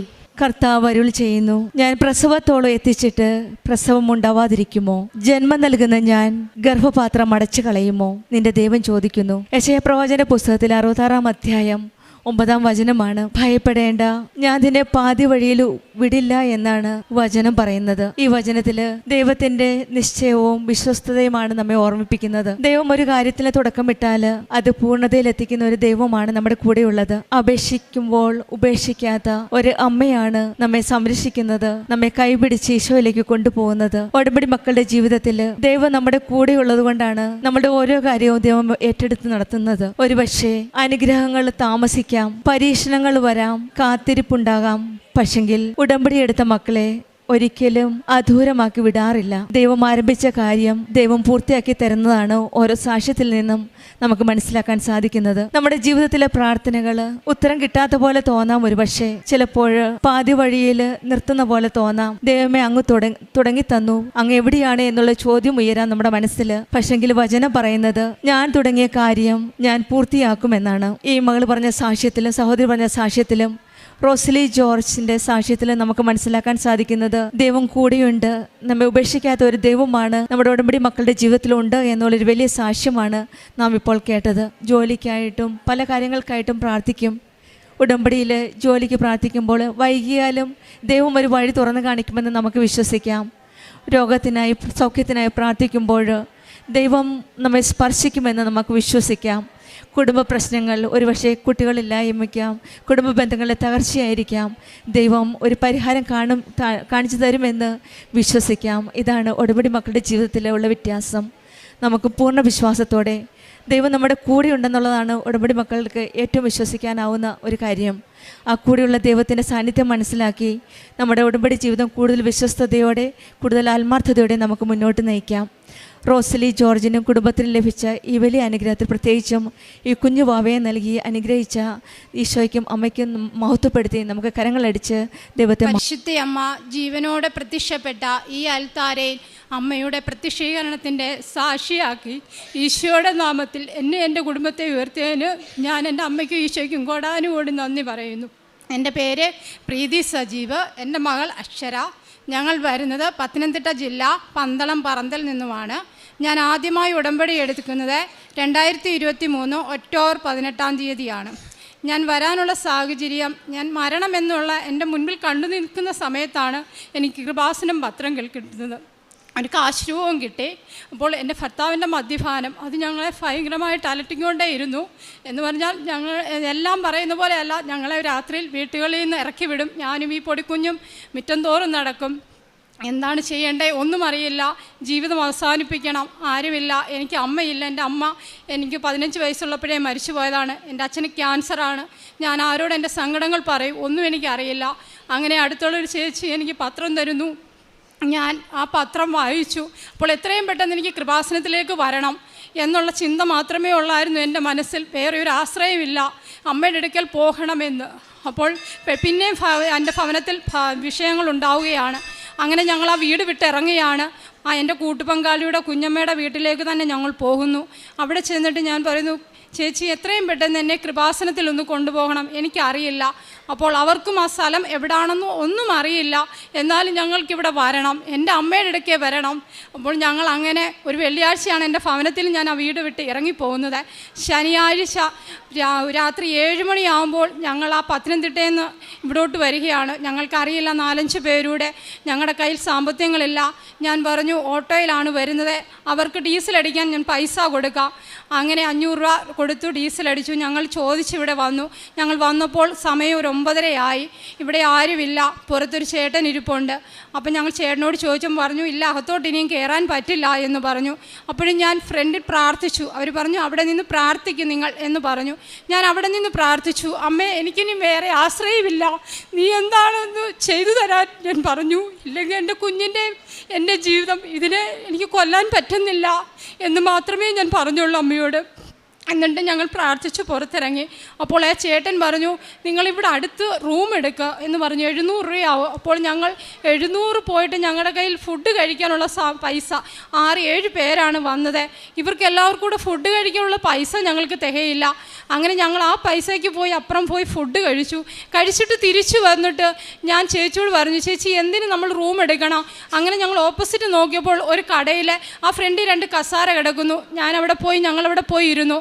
ഈ കൂടെ വന്നവരെല്ലാം അവിടെ കിടന്നുറങ്ങി. ഞാൻ ആ കസാരയെ നോക്കി, അമ്മയെ മാത്രം നോക്കി നേരം അങ്ങനെ വെളുപ്പിച്ചു. അങ്ങനെ 4:30 ആയപ്പോൾ ഇവിടെ തുറക്കാൻ തുടങ്ങി.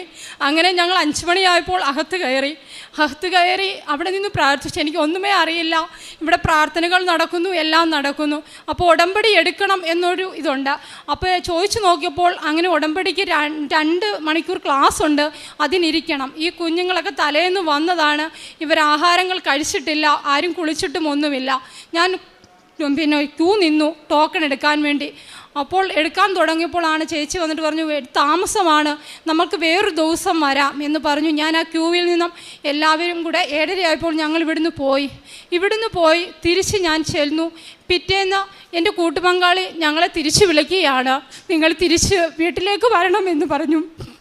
അപ്പോഴും ഞാൻ അമ്മയോട് പറഞ്ഞു, അമ്മ ഇത് നല്ലതാണെങ്കിൽ മാത്രമേ ഞങ്ങളെ തിരിച്ചങ്ങോട്ട് കൊണ്ടുപോകാവൂ എന്ന് പറഞ്ഞു.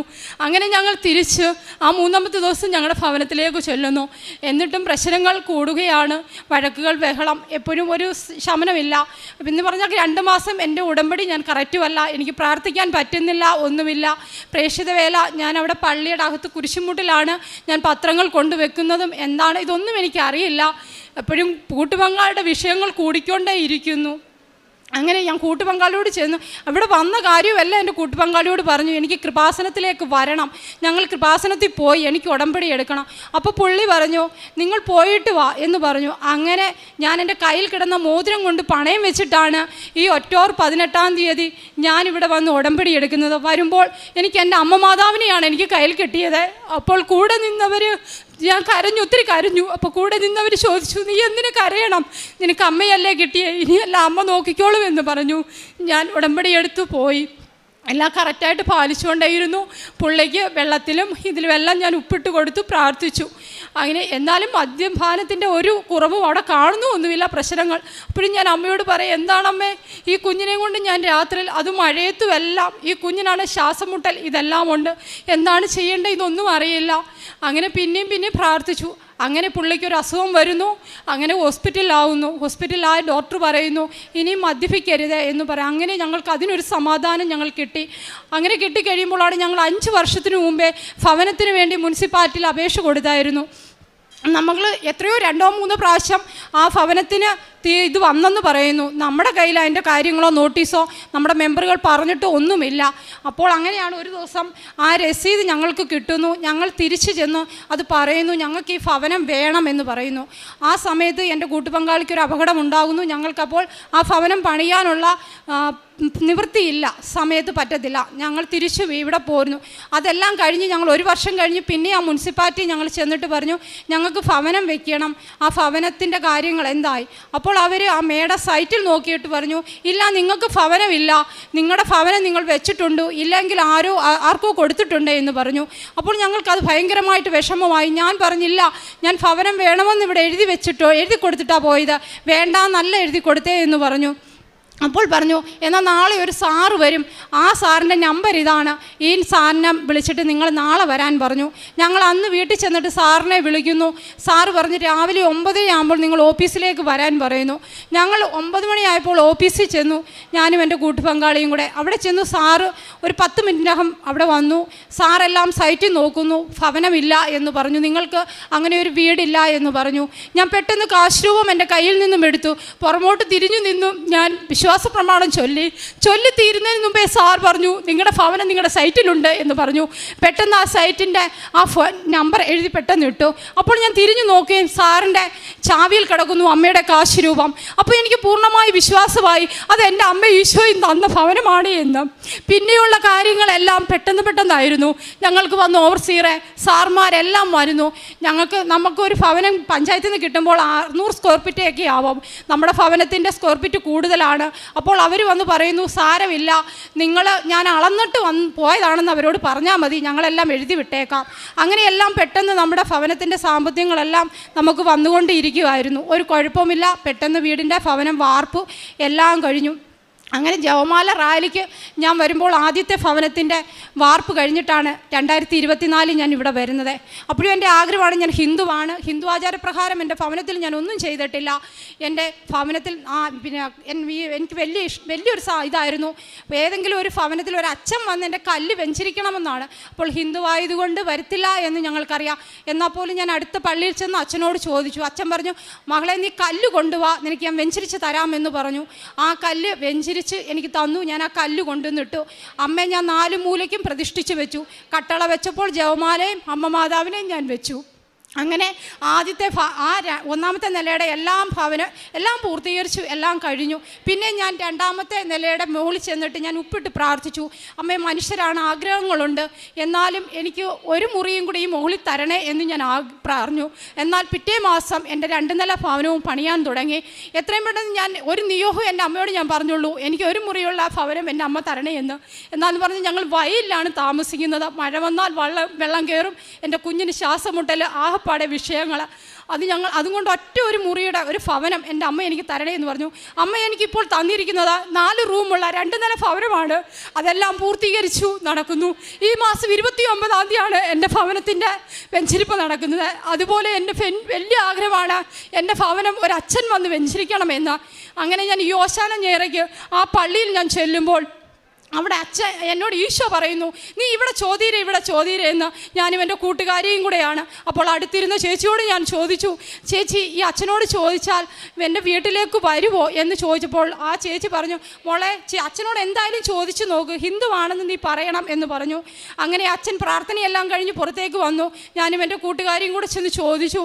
ഞാൻ പെട്ടെന്ന് അച്ഛനോട് ചോദിച്ചു, അച്ഛാ, ഇതുപോലെ എൻ്റെ ഭവനത്തിൻ്റെ പാലുകാച്ചിന് ഒരു ഡേറ്റ് എങ്ങനെയാണ് ഞാൻ ചോദിച്ചത്. അപ്പോൾ അച്ഛൻ എന്നോട് പെട്ടെന്ന് ചോദിക്കുകയാണ്, ഞാൻ വരണോ നിൻ്റെ ഭവനത്തിലേക്ക് എന്ന്. അപ്പോൾ ഞാൻ പെട്ടെന്ന് എന്താണ് പറയേണ്ടതെന്നൊന്നും എനിക്കറിയത്തില്ല. എൻ്റെ ഈശോ ഇറങ്ങി വന്ന് ചോദിച്ചതാണെന്ന് ഞാൻ പൂർണ്ണമായി ഇപ്പോൾ വിശ്വസിക്കുന്നു. അത് കഴിഞ്ഞ് അച്ഛൻ പറഞ്ഞു, ഇപ്പോൾ എനിക്ക് തിരക്കാണ്, എൻ്റെ നമ്പർ കൊണ്ടുപോകാൻ പറഞ്ഞു. അങ്ങനെ അച്ഛൻ പിറ്റേന്ന് എന്നെ തിരിച്ചു വിളിക്കുന്നു.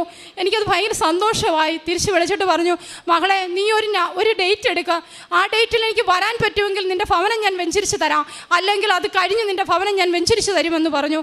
അതും എൻ്റെ അമ്മ ഈശോ ഇടപെട്ടതാണെന്ന് ഞാൻ പൂർണ്ണമായി വിശ്വസിക്കുന്നുണ്ട്. അതുപോലെ എൻ്റെ ഭവനത്തിൻ്റെ എനിക്ക് കിണർ എല്ലാവരും പറഞ്ഞു അവിടെ വെള്ളം കാണത്തില്ല, ഭയങ്കര താഴ്ച വരും. അപ്പോഴും ഞാൻ അമ്മയോട് ഒന്നേ പറഞ്ഞിട്ടു, അമ്മയുടെ ഡേറ്റാണ് 7 എന്ന് പറയുന്നത്, ആ 7 എന്നുള്ള ഡേറ്റ് ആ തൊടിയിൽ തന്നെ എനിക്ക് വെള്ളം കാണിച്ചു തരണമെന്ന് പറഞ്ഞു. അന്ന് 7ാമത്തെ തൊടി വെട്ടുകയാണ്. ഞാൻ ഉപവാസമാണ്, മുട്ടുമേൽ നിന്ന് വെളുപ്പിനെ പ്രാർത്ഥിച്ചു നിന്ന്, അമ്മ, ഇന്ന് എനിക്ക് 7ാമത്തെ തൊടി അവർ വെട്ടുകയാണ്, ഇന്ന് എനിക്ക് വെള്ളം കാണണമേ എന്ന് പറഞ്ഞു. 9:30 ആകുമ്പോൾ എൻ്റെ കൂട്ടുപങ്കാളി വിളിച്ചു പറയുകയാണ്, കിണറ്റിൽ വെള്ളം കണ്ടു. അതിനി അവർക്ക് വെട്ടാൻ പോലും പറ്റുന്നില്ല, അത്ര വെള്ളമാണ് എന്ന്.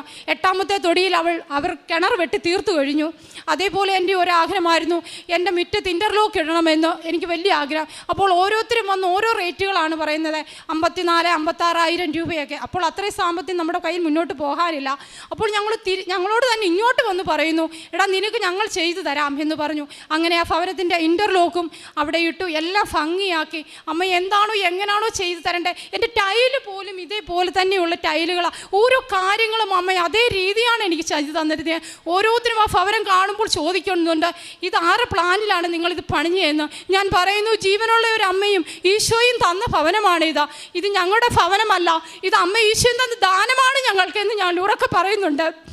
അതേപോലെ എൻ്റെ കുഞ്ഞിൻ്റെ ശ്വാസം മുട്ടൽ, 1.5 വയസ്സ് തൊട്ട് ഇവർക്ക് ശ്വാസം മുട്ടലാണ് എന്ന് പറഞ്ഞാൽ തണുത്ത സാധനങ്ങൾ, പൊടി, ഈ പുതിയ തുണികളുടെ ഇതൊന്നും അടിക്കാൻ പറ്റില്ല. എല്ലാ കുഞ്ഞുങ്ങളും സ്കൂളിൽ പോകുമ്പോൾ എല്ലാവരും കുളിച്ചൊരുങ്ങി പോകുമ്പോൾ എൻ്റെ കുഞ്ഞ് കുളിക്കാൻ പറ്റില്ല, തുമ്മലെന്ന് പറഞ്ഞാൽ നമ്മളൊരു തുണി എടുത്ത് കൊടുക്കണം. അവിടെ മൂക്കിൽ നിന്ന് ഇങ്ങനെ പിഴിഞ്ഞ് കണ്ണ് രണ്ടും ചൊറിഞ്ഞ് അവൾക്കൊന്ന് കഴിക്കാനോ ആകെപ്പാട് ഞാൻ കണ്ട് വിഷമിച്ചിട്ടുണ്ട്. അമ്മയോട് ഞാൻ അത് നിയോഗം വെച്ചു, അമ്മയെ ഞാൻ ഈ കുഞ്ഞിൻ്റെ ഈ അസുഖം മാറ്റി, ഈ ശ്വാസമുട്ടൽ, ഈ ആസ്മ നീ മാറ്റി തരണമേ എന്ന് ഞാൻ അമ്മയ്ക്ക് നിയോഗം വെച്ച് പ്രാർത്ഥിച്ചുകൊണ്ടേയിരുന്നു. അങ്ങനെ ഇരിക്കുമ്പോഴാണ് നമ്മുടെ ഈ വർഷത്തെ അഖണ്ഡ ജപമാല റാലിക്കും 2025 ഞാൻ വരുമ്പോഴും അവൾക്ക് തീരെ വയ്യ. അപ്പോൾ എനിക്കാണെങ്കിൽ റാലിക്ക് വരണം. ഞങ്ങൾ കൂടെ ഒരു 10-16 പേര് ഒന്നിച്ച് വണ്ടി വിളിച്ച് വരികയാണ്. ഈ ഒരു കുഞ്ഞിന് വയ്യാതെ വന്നാൽ ഈ മക്കളെല്ലാം വിഷമത്തിലാവും. അപ്പോഴേ എനിക്ക് വന്നേ പറ്റത്തുള്ളൂ, എനിക്ക് കുഞ്ഞിനെ കൊണ്ടുവരണം, ആരെയും ഏൽപ്പിക്കാനില്ല. അങ്ങനെ ഞങ്ങൾ ജപമാല റാലിക്ക് രാവിലെ വെളുപ്പിനെ ഇവിടെ 4 മണിക്ക് എല്ലാവരും കൂടെ വരുന്നു. വന്നു കഴിഞ്ഞ് ഇവിടുന്ന് റാലിക്ക് ഇറങ്ങി നടക്കാൻ തുടങ്ങിയപ്പോൾ ഈ കുഞ്ഞിന് വയ്യാതായി. കുഞ്ഞിന് ഒരടി പോലും നടക്കാൻ പറ്റുന്നില്ല, കുഞ്ഞിന് ശ്വാസം മുട്ടൽ, എന്താണ് ചെയ്യേണ്ടത് എന്നൊന്നും എനിക്ക് കുഞ്ഞറിയില്ല. അപ്പോഴും ഞാൻ അമ്മയോട് പറഞ്ഞു, അമ്മേ ഇവരെ എല്ലാം കൂടാണ് ഞാൻ ഈ കുഞ്ഞിനെയും കൊണ്ട് വന്നത്, ഈ കുഞ്ഞിനൊരു വൈകാരിക വന്നാൽ ഈ വന്നവർക്കെല്ലാം അതൊരു വിഷമമായി പോകും, അമ്മ എന്താണെന്ന് വേണ്ടത് ചെയ്തോണേ എന്ന് പറഞ്ഞു. പെട്ടെന്ന് അങ്ങനെ നടന്നു. കുറേ ദൂരെ കഴിഞ്ഞപ്പോൾ ഞങ്ങൾ അവിടെ കുറച്ച് നേരം ഇരുന്നു കഴിഞ്ഞപ്പോൾ എൻ്റെ കൂടെ വന്ന് എൻ്റെ കൂട്ടുകാരി പറഞ്ഞു, ദൈവമേ ഒരു വയ്യാത്ത കുഞ്ഞാണ്, ഈ കുഞ്ഞിനെ അമ്മയെ സൗഖ്യപ്പെടുത്തണേ എന്ന് പറഞ്ഞു. അങ്ങനെ ഞങ്ങൾ 5 മിനിറ്റ് കഴിഞ്ഞ് അവിടെ നിന്ന് എഴുന്നേറ്റ് നടക്കുമ്പോൾ ഒരു 10 മിനിറ്റ് നടന്നില്ല, കുഞ്ഞിന് ഉടമ്പടി കാശുരൂപം തന്നെ അവിടെ നിന്ന് കെട്ടുന്നു. ഉടമ്പടി കാശുരൂപം ഒരു ജപമാലയുമാണ് എൻ്റെ കുഞ്ഞിൻ്റെ കയ്യിൽ കിട്ടുന്നത്. അപ്പോൾ ഞാൻ വിചാരിച്ചു, എൻ്റെ അമ്മ എൻ്റെ കുഞ്ഞിനെ സൗഖ്യപ്പെടുത്തി, ഇനി എനിക്ക് ഒന്നും കൊണ്ട് പേടിക്കണ്ട എന്ന് പറഞ്ഞു. ആ കാശുരൂപം ഇവൾ എൻ്റെ കയ്യിൽ മണ്ണ് വെച്ച് അവിട്ടി ആരെയോ കളഞ്ഞു പോയതായിരുന്നു, അതെൻ്റെ കയ്യിൽ കൊണ്ടു തരുന്നു. ഞാനത് പെട്ടെന്ന് തുടച്ചിങ്ങനെ ഇരിക്കുമ്പോഴാണ് ഒരു ചേച്ചി കരഞ്ഞുകൊണ്ട് വരുന്നത്, എൻ്റെ കാശുരൂപം കാണുന്നില്ല എന്ന് പറഞ്ഞ്. അപ്പോൾ ഞാൻ പെട്ടെന്ന് ചേച്ചിയോട് പറഞ്ഞു, ചേച്ചി കുഞ്ഞിന് കാശുരൂപം കിട്ടിയിട്ടുണ്ട് ജപമാല. പെട്ടെന്ന് ഞങ്ങളത് തിരിച്ചു കൊടുത്തു. പിന്നെ അവിടെ തൊട്ട് നടന്ന് എൻ്റെ കുഞ്ഞ് പള്ളി വരെ നടന്നു, ഒരു കുഴപ്പമില്ലായിരുന്നു. ഇന്ന് വരെ എൻ്റെ കുഞ്ഞിന് ശ്വാസം മുട്ടലോ അങ്ങനൊരു അസുഖങ്ങളോ ഒന്നും വന്നിട്ടില്ല. അവൾ തണുത്ത ഐസ്ക്രീം എല്ലാ സാധനങ്ങളും കഴിക്കുന്നുണ്ട്, രാവിലെ കുളിക്കുന്നുണ്ട്, ഒന്നിനും ഇപ്പോൾ കുഴപ്പമില്ല. അതെൻ്റെ അമ്മയും ഈശോയും പൂർണ്ണമായി മാറ്റി തന്നതിന് അമ്മയ്ക്കും ഈശോയ്ക്കും ഞാൻ കോടാനുകോടി നന്ദി പറയുന്നു. അതുപോലെ എൻ്റെ 3ാമത്തെ സാക്ഷ്യം എന്ന് പറഞ്ഞാൽ 18 വർഷത്തിന് മുമ്പേ എൻ്റെ വല്യച്ഛൻ്റെ മോൻ, എൻ്റെ സഹോദരന് ഞാൻ 10 ലക്ഷം രൂപ എൻ്റെ വസ്തു വിറ്റ് ഞാൻ കൊടുത്തതാണ്. അത് ഇപ്പോൾ ഇത്രയും ദിവസമായിട്ട് ഞാൻ ഈ ഉടമ്പടി എടുക്കുന്നതിന് മുൻപ് വരെ ഞാൻ ചോദിച്ചുകൊണ്ടിരിക്കുക. അവർക്ക് അത് തരണമെന്നൊരു വിചാരമില്ല, എന്നാൽ സാമ്പത്തികമുള്ളവരാണ്, അവർ തരുന്നില്ല. ഞങ്ങൾ ചോദിച്ചിരിക്കുന്നു. അങ്ങനെ എൻ്റെ ഭവനം വന്നു. അപ്പോഴും ഞാനത് നിയോഗത്തിൽ വെച്ചു, അമ്മയുടെ ഹിതം എന്താണോ അവിടുന്ന് എനിക്ക് നിറവേറ്റി തരണേ എന്ന് പറഞ്ഞു. അങ്ങനെ ഞാൻ ഇതിൻ്റെ ഉടമ്പടി പത്രികയും കൊണ്ട് ഇവിടെ വന്ന് അച്ഛനെ കണ്ട്, എൻ്റെ എഗ്രിമെൻറ്റ് പേപ്പർ ഉണ്ടായിരുന്നു, ഞാൻ അച്ഛനെ കാണിച്ചു. അച്ഛൻ എന്നോട് ചോദിച്ചു, മകളെ നീ ഇത് ആർക്കാണ് കൊടുത്തിരിക്കുന്നത് എന്ന് ചോദിച്ചു. ഞാൻ പറഞ്ഞു, എൻ്റെ സഹോദരനാണ് അച്ഛാ കൊടുത്തിരിക്കുന്നത്. അവരെന്ത് പറയുന്നു? ഞാൻ പറഞ്ഞു, തരാമെന്ന് പറയുന്നു. സാരമില്ല, അമ്മ ഏറ്റെടുത്തോളും എന്ന് പറഞ്ഞു. അത് കഴിഞ്ഞു അവരിപ്പോൾ എനിക്കത് പകുതി മുക്കാലും തന്നു കഴിഞ്ഞിരിക്കുന്നു. ബാക്കിയും എൻ്റെ അമ്മ ഈശോയെ അത് മേടിച്ച് തരുമെന്ന് എനിക്ക് പൂർണ്ണ വിശ്വാസമുണ്ട്. അതിനും എൻ്റെ അമ്മയ്ക്കും ഈശോയ്ക്കും ഞാൻ കോടാനുകോടി നന്ദി പറയുന്നു. 4ാമത്തെ സാക്ഷ്യം, എനിക്ക് അലർജി 20 വർഷം കൊണ്ട് ഈ അലർജി എന്ന് പറഞ്ഞാൽ ശ്വാസം മുട്ടലാണ്. എനിക്ക് എന്നും അലർജിയുടെ ഗുളിക കഴിച്ചായിരുന്നു ഞാൻ ഇരിക്കുന്നത്. എനിക്ക് പൊടിയടിക്കാനോ ഒന്ന് തൂക്കാനോ ഒന്നും പറ്റില്ല, ഇഞ്ചക്ഷനും എടുത്താണ് ഞാനിത്. ഈ 2.5 വർഷം ഞാൻ ഉടമ്പടിയിലാണ്. ഈ 2.5 വർഷം കൊണ്ട് എനിക്ക് അങ്ങനെ ഒരു അസുഖം വന്നിട്ടില്ല. എനിക്കൊരു കുഴപ്പമില്ല. ഏത് പൊടി ഇപ്പോൾ അടിച്ചാലും എനിക്കൊന്നും ഇപ്പോൾ വിഷയമില്ല. ഞാനിപ്പോൾ പുതിയ വീടിൻ്റെ പണികൾ അവിടെ എല്ലാം ചെന്ന് തൂത്തുവാരുന്നുണ്ട്, എല്ലാം ചെയ്യുന്നു. അതിനൊന്നും എനിക്കിപ്പോൾ ഒരു കുഴപ്പങ്ങളും ഇല്ല. ഇത്രയും കൃപയും തന്ന എൻ്റെ അമ്മയ്ക്കും ഈശോയ്ക്കും ഞാൻ കോടാനുകൂടി നന്ദി പറയുന്നു. ആദ്യമായി എൻ്റെ ഭവനത്തിലേക്ക് ഞാനിപ്പോൾ വിളിക്കുന്നത് എൻ്റെ അമ്മ ഈശോയെയാണ്. എൻ്റെ 29-ാം തീയതി എൻ്റെ വീടിൻ്റെ പാലുകാച്ചാണ്. ഇത് കഴിഞ്ഞ് ഞാൻ ആരെ വിളിക്കുള്ളൂ എന്ന് പറഞ്ഞിട്ടുണ്ട്. ആ ഒരു ഡേറ്റ് അമ്മ ഈശോ എൻ്റെ തലേന്ന് എൻ്റെ കുഞ്ഞിൻ്റെ ബർത്ത്ഡേ ആയിരുന്നു. എന്നാൽ അതിൻ്റെ പിറ്റേന്ന് തന്നെ ആ ഭവനം ഇവക്ക് തന്നെ ബർത്ത്ഡേ ഗിഫ്റ്റായി കൊടുത്തതാണെന്ന് ഞാൻ പൂർണ്ണമായി വിശ്വസിക്കുന്നു. കഴിഞ്ഞ വർഷം ബർത്ത്ഡേക്ക് ഞാൻ അഖണ്ഡ ജപമാല കൂടുമ്പോൾ ഞാൻ അവിടെ നിന്ന് കരഞ്ഞു പ്രാർത്ഥിച്ചു, അമ്മ എൻ്റെ കുഞ്ഞിനൊരു മുട്ടായി മേടിച്ചു കൊടുക്കാൻ പോലും കഴിവില്ലാത്തവളാണ് എന്ന്. എന്നാൽ ഈ വർഷം എൻ്റെ കുഞ്ഞിന് അതിമനോഹരമായ ഒരു ഭവനമാണ് എൻ്റെ അമ്മ ഈശോയും കൊടുത്തത്. ഞാൻ അതിന് കോടാനുകോടി നന്ദി പറയുന്നു. അതുപോലെ തന്നെ പ്രേക്ഷിത വേല ഞാൻ ചെയ്യുന്നത് പത്രങ്ങൾ ഇവിടുന്ന് മേടിച്ചുകൊണ്ട് പോയി ഈ വിശുദ്ധ തൈലം കുരിശ് വരച്ച് വിശുദ്ധ തൈലം വിശ്വാസ പ്രമാണം ചൊല്ലി കുരിശും വരച്ചാണ് ഞാൻ എല്ലാവർക്കും കൊടുക്കുന്നത്. എൻ്റെ സാക്ഷ്യങ്ങൾ പറഞ്ഞാണ് കൊടുക്കുന്നത്. അവരോട് ഞാൻ പറയും, ജീവനുള്ള ഒരു അമ്മ ഈശോയുണ്ട്, നിങ്ങൾ അവിടേക്ക് ചെല്ല്, നിങ്ങളുടെ കാര്യങ്ങൾ അമ്മ ഈശോയും നോക്കിക്കോളും എന്ന് പറയും. അങ്ങനെ ഞാൻ ഒരു ദിവസം ഒരിടത്ത് ചെന്നപ്പോൾ അവിടെ ഉള്ളവരെല്ലാം കൂടെ എന്നെ കൂടി വളഞ്ഞിട്ട് എന്നോട് ചോദിച്ചു, നിനക്ക് ഈ പത്രം മേടിച്ചാൽ അതിനകത്ത് നിന്ന് വെളിച്ചെണ്ണ കിട്ടുമോ എന്ന് ചോദിച്ചു. ഓട്ടോക്കാർ മൊത്തം കൂടെ ആയിരുന്നു വളഞ്ഞത്. ഞാൻ നോക്കിയപ്പോൾ എല്ലാവരും നോക്കി ിരിക്കുന്നു. അപ്പോഴും ഞാൻ അവിടുന്ന് സങ്കടത്തോടെ പോന്നു. അപ്പോഴും എൻ്റെ ഈശോയ്ക്ക് വേണ്ടിയാണ് ഞാൻ നാണം കെട്ടത്. എനിക്ക് സന്തോഷത്തോടെ ഞാൻ തിരിച്ചു പോരുന്നു. അവിടെ അതിൻ്റെ അപ്പുറം ഞാൻ മാറി ആ പത്രങ്ങളെല്ലാം കൊടുത്തു. ഞാൻ കൂടുതൽ കൊടുക്കുന്നത് ബസ് സ്റ്റാൻഡിലാണ്, ഓട്ടോ സ്റ്റാൻഡുകാർക്കും. പിന്നെ വീടുകളിൽ ഞാൻ കയറി ഇറങ്ങി, അതോ ചെറിയ ചെറിയ വീടുകൾ നോക്കിയാണ് ഞങ്ങൾ പോകുന്നത്. ആ വീട്ടുകളിൽ പോയി ഞങ്ങൾ പത്രം കൊടുത്ത് അവരോട് ഞങ്ങൾ കാര്യങ്ങളെല്ലാം പറഞ്ഞ് പ്രാർത്ഥിച്ച് അവർക്ക് വേണ്ട ഉപ്പുകൾ എല്ലാം ഞങ്ങൾ അവിടെ എല്ലാം കൊടുക്കും. പിന്നെ കാരുണ്യ പ്രവൃത്തി ചെയ്യുന്നത്, ഹോസ്പിറ്റലിൽ നേരത്തെ ചോറ് കൊണ്ടുപോകായിരുന്നു, ഇപ്പോൾ ഞങ്ങൾ കൂട്ടായ്മയായിട്ട് അനാഥാലയത്തിൽ ഫുഡുകൾ ഞങ്ങൾ കൊടുക്കുന്നുണ്ട്. പിന്നെ അതേപോലെ തന്നെ ഞങ്ങൾക്കിപ്പോൾ ഒരു വൃത്തസാനം കിട്ടിയിട്ടുണ്ട്. രാവിലെ ഞങ്ങളവിടെ പോയി കാരുണ്യപ്പെടുത്തി അമ്മമാരെ കുളിപ്പിക്കാൻ ഞങ്ങൾക്ക് പറ്റുന്നുണ്ട്. അവിടെ ചെന്ന് ഞങ്ങൾ അമ്മമാരെ കുളിപ്പിക്കും, തുണിയെല്ലാം കഴുകി കൊടുക്കും, അവിടെ എല്ലാം ക്ലീൻ ചെയ്ത് കൊടുക്കും. അമ്മമാർക്കെല്ലാം ഭയങ്കര കാര്യമാണ് ഞങ്ങളെ ഭയങ്കര സന്തോഷം. അത് ഞങ്ങൾക്ക് വലിയൊരു സന്തോഷമാണ്. അങ്ങനെ ഞങ്ങൾ ഭവനങ്ങളിൽ പോയി അവിടെയും പോയി എല്ലാവർക്കും വേണ്ടി ഞങ്ങൾ പ്രാർത്ഥിക്കാറുണ്ട്. അതെല്ലാം അമ്മയുടെ ഈശോയുടെയും കൃപയാണെന്ന് ഞാൻ പൂർണ്ണമായി വിശ്വസിക്കുന്നു. ഞാൻ എന്ത് പ്രാർത്ഥിച്ചാലും എൻ്റെ അമ്മ ഈശോയും എനിക്കത് നടത്തി തരും. എൻ്റെ അമ്മയോട് ഈശോയോട് ഞാൻ ഒരു കാര്യം ഇപ്പോൾ ഞാൻ ഇവിടെ നിന്ന് പറയുകയാണ്. ഞാൻ അമ്മയോട് ഈശോയോട് ഞാൻ പറഞ്ഞു, ഏത് സമയത്താണോ ഏത് ദിവസമാണോ ഞാൻ സാക്ഷ്യം പറയുന്നത്, അത് ഈ അൽസച്ചനായിരിക്കണം എൻ്റെ അടുത്ത് വേണ്ടേന്ന് ഞാൻ പറഞ്ഞു. അതുപോലെ തന്നെ ഈ അൽസച്ചൻ തന്നെ ഇവിടെ വന്ന് നിൽക്കുന്നു. അതിന് ഞാൻ എൻ്റെ അമ്മയോട് ഈശോയോട് ഞാൻ കോടാനുകോടി നന്ദി പറയുന്നു. എല്ലാം നന്നാ. ഇന്ന് അതുപോലെ അച്ഛൻ പറഞ്ഞു നമ്മുടെ രാവിലത്തെ പ്രാർത്ഥനയ്ക്ക് 7 എന്നുള്ള ഒരു ഡേറ്റ്. അപ്പോഴും ഞാൻ അവിടെ നിന്ന് പ്രാർത്ഥിച്ചു, അമ്മ 7 എന്നുള്ള ഒരു ഡേറ്റ്, അമ്മ എന്നെ നീ സാക്ഷിയാക്കണേ എന്ന് പറഞ്ഞു. അപ്പോൾ ഈ 7-ാം തീയതി തന്നെ അമ്മയുടെ പ്രത്യക്ഷീകരണത്തിൻ്റെ സാക്ഷിയാക്കി അൽത്താരെ കയറി നിൽക്കാൻ എനിക്ക് ഭാഗ്യം ചെയ്തതിന്, എന്നെ അനുഗ്രഹിച്ചതിന് എൻ്റെ അമ്മയോട് ഈശോയോട് എത്ര കോടാനുകോടി നന്ദി പറഞ്ഞാലും അറിയില്ല. ഇതെല്ലാം തന്നത് എൻ്റെ ഈശോയുടെ അമ്മയുടെ ദാനമാണ്. ഞങ്ങൾക്ക് ഒരു മിനിറ്റ് ഒരു യോഗ്യത പോലുമില്ല, വെറും ഭാവിയായ മക്കളാണ് ഞങ്ങൾ. അതും എല്ലാത്തിനും ഇപ്പോഴും എൻ്റെ അമ്മയോട് ഞാൻ ഈശോയോടും കോടാനുകോടി നന്ദി പറഞ്ഞു. എൻ്റെ വാക്കുകൾ ഞാൻ നിർത്തുന്നു. ഇനിയും ഈ മരണം വരെ എൻ്റെ ഉടമ്പടി ജീവിതത്തിൽ തന്നെ ജീവിക്കാനാണ് ഞാൻ പൂർണ്ണമായി ഞാൻ വിശ്വസിച്ചുകൊണ്ട് തന്നെ മുന്നോട്ട് പോകുന്നത്. എൻ്റെ ഈശോയുടെ മകളായി തന്നെ എനിക്ക് മരിക്കണം എന്ന് പറഞ്ഞ ഒരു ക്രിസ്ത്യാനിയായി ആയിക്കൊണ്ട് വേണം എനിക്ക് മരിക്കാൻ എന്നാണ് ഞാൻ ആഗ്രഹിക്കുന്നത്. അതെനിക്ക് എൻ്റെ ഈശോ നിറവേറ്റി തരുമെന്ന് ഞാൻ പൂർണ്ണമായി വിശ്വസിച്ചാണ്. ഞങ്ങളെല്ലാ ദിവസവും പള്ളിയിൽ പോകും. എനിക്ക് പറ്റുന്ന രീതി ഞങ്ങൾ ദുഃഖവെള്ളി എല്ലാം അവർ ഹിന്ദുക്കൾ ചെല്ലുന്നത് അവർക്ക് ഭയങ്കര ഇഷ്ടമാണ്. ഞങ്ങളെല്ലാം പള്ളികളിലും എല്ലാവരും ഞങ്ങൾ പോകുന്നുണ്ട്, എല്ലാ പ്രാർത്ഥനയിലും പങ്കെടുക്കുന്നുണ്ട്. അതെല്ലാം അമ്മയുടെ ഈശോയുടെയും കൃപ മാത്രമാണെന്ന് ഞാൻ പൂർണ്ണമായി വിശ്വസിക്കുന്നു. ഒന്നുകൂടെ എൻ്റെ ഈശോയ്ക്ക് അമ്മയ്ക്ക് ഞാൻ കോടാനുകോടി നന്ദി സമർപ്പിക്കുന്നു. യെശയ്യാ 58:11 കർത്താവ് നിന്നെ നിരന്തരം നയിക്കും, മരുഭൂമിയിലും നിനക്ക് സമൃദ്ധി നൽകും, നിൻ്റെ അസ്ഥികളെ ബലപ്പെടുത്തും, നനച്ചു വളർത്തിയ പൂന്തോട്ടവും വറ്റാത്ത നീരുറവയും പോലെയാകും നീ. പ്രീതി എന്ന ഈ സഹോദരി തൻ്റെ ഉടമ്പടി ജീവിതാനുഭവ സാക്ഷ്യം നമ്മോട് പങ്കുവയ്ക്കുകയായിരുന്നു.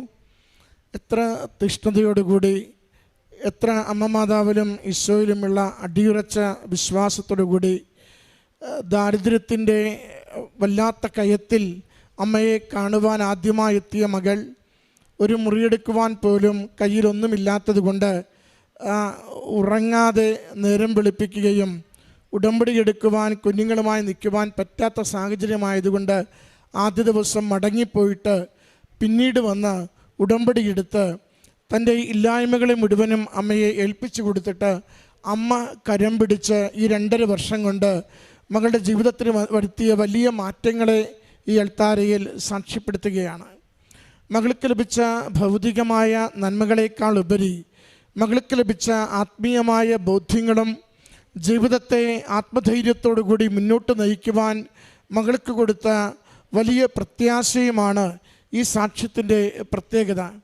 മകൾ പറയുന്നുണ്ട്, ഒരു വീടിന് വേണ്ടിയുള്ള ആലോചന പോലും ചെയ്യാനാവാത്ത കാലത്തിലാണ് അമ്മയുടെ അരികിൽ വന്ന് നിയോഗം സമർപ്പിക്കുന്നത്. എന്നാൽ അമ്മയുടെ സഹായത്താൽ മറ്റോരോരോ വഴികൾ ക്രമീകരിച്ച് കിട്ടി 2 നിലയുള്ള സുന്ദരമായൊരു ഭവനം നിർമ്മിച്ചെടുക്കുവാൻ അമ്മ മാതാവ് ചുരുങ്ങിയ നാളുകൊണ്ട് ഈ കുടുംബത്തെ അനുഗ്രഹിക്കുകയും അതിൻ്റെ ആദ്യ അവസാനം അമ്മ മാതാവിനെയും ഈശോയ്ക്കും തന്നെ ആ ഭവന നിർമ്മാണത്തിൽ സ്ഥാനം കൊടുത്തുകൊണ്ട്, പ്രാധാന്യം കൊടുത്തുകൊണ്ട്, പ്രാർത്ഥിച്ചുകൊണ്ട് അതിൻ്റെ നിർമ്മാണ പ്രവൃത്തികളെ മുന്നോട്ട് കൊണ്ടുപോയതും അമ്മ മാതാവിനെയും ഈശോയെയും അതിൻ്റെ ആശീർവാദ കർമ്മത്തിന് ആദ്യം ക്ഷണിച്ചതുമാണ് നാം കേട്ടുകൊണ്ടിരുന്നത്. പ്രിയമുള്ളവരെ, വിശ്വാസം നമ്മുടെ രക്തത്തോടും ആത്മാവിനോടും ചേരുന്നില്ലെങ്കിൽ അത് വലിയ കഥയുള്ള കാര്യമല്ല.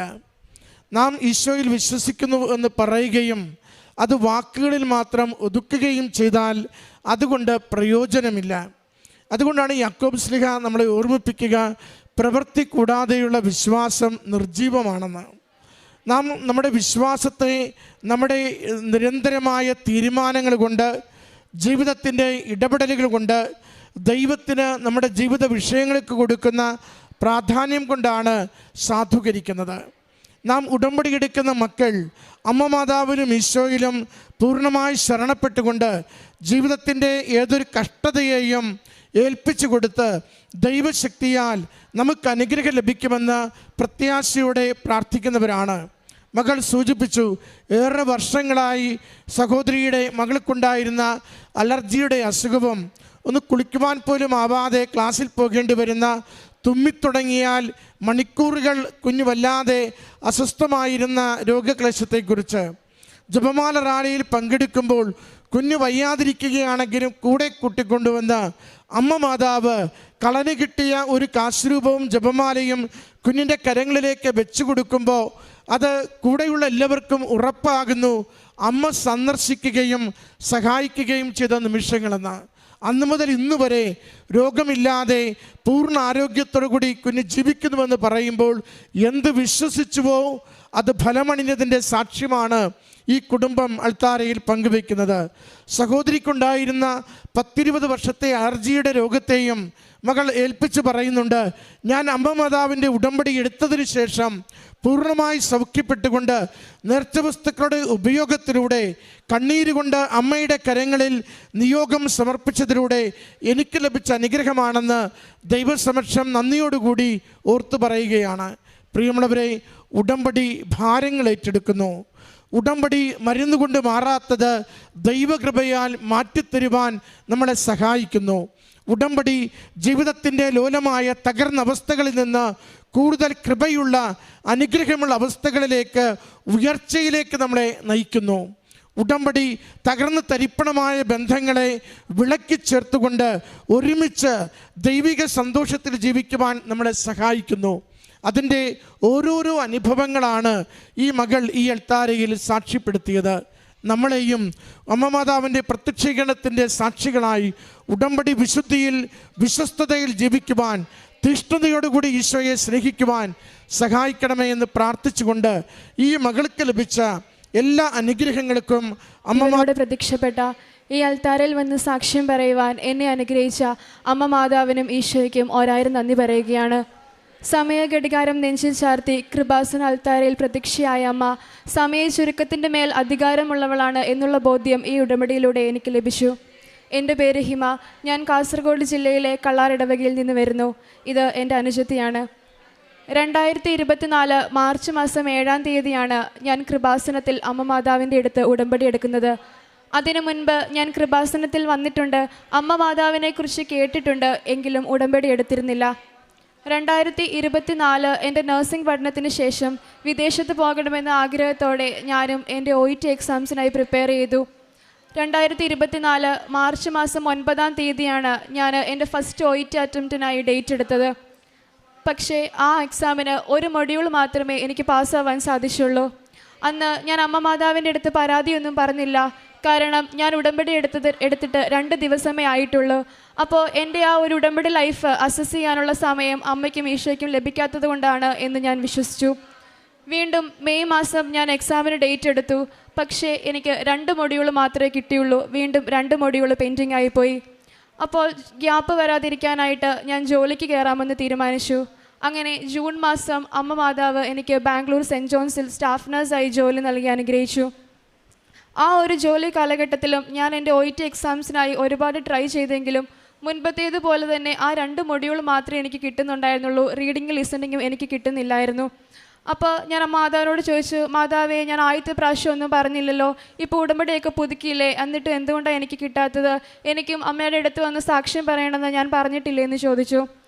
അങ്ങനെ ആ ഒരു വിഷമം കൊണ്ടാണ് ഞാൻ എൻ്റെ ഉടമ്പടി പുതുക്കേണ്ട സമയമായിട്ട് പിന്നെ ഉടമ്പടി പുതുക്കിയില്ല. ഉടമ്പടിയിൽ ചെറിയ ഉഴപ്പൊക്കെ വരുത്തി.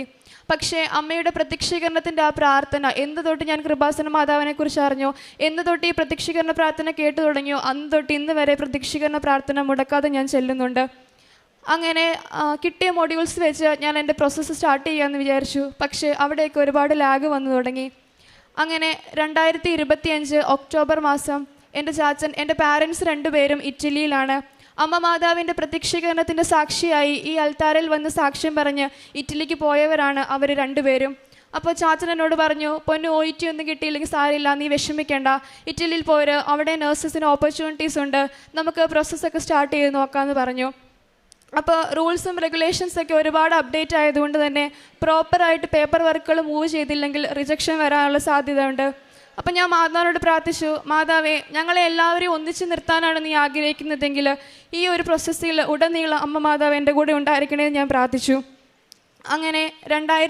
അങ്ങനെ മാതാവിൻ്റെ പ്രത്യേക ഇടപെടൽ മൂലം തന്നെ ചാച്ച നിൽക്കുന്ന വീട്ടിലെ അവരുടെ ഓൺ ഡിപ്പെൻഡൻസിയിൽ എൻ്റെ പേപ്പർ വർക്കുകൾ സ്റ്റാർട്ട് ചെയ്യാമെന്നും എൻ്റെ പേപ്പർ വർക്ക് മൂവ് ചെയ്യാൻ ഞങ്ങളെ സഹായിക്കാമെന്നും പറഞ്ഞു.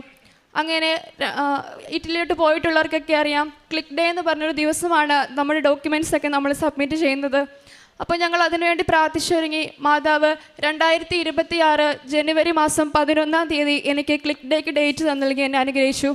ചാച്ചനും അമ്മയും കൂടെ എൻ്റെ എല്ലാ ഡോക്യുമെൻറ്റ്സും കുരിശൊക്കെ വരച്ച് വിശ്വാസ പ്രമാണം പ്രഖ്യാപിച്ചുകൊണ്ട് അവിടുന്ന് ഡോക്യുമെൻറ്റ്സുകളെല്ലാം കൃത്യം ആ ജനുവരി 11-ന് സബ്മിറ്റ് ചെയ്തു. അപ്പോൾ യൂറോപ്പിലോട്ട് പോയിട്ടുള്ളവർക്കൊക്കെ അറിയാം, ഒരു 6 to 7 months ആണ് എല്ലാ പ്രോസസ്സിങ് ടൈമിന് എടുക്കുന്നത്.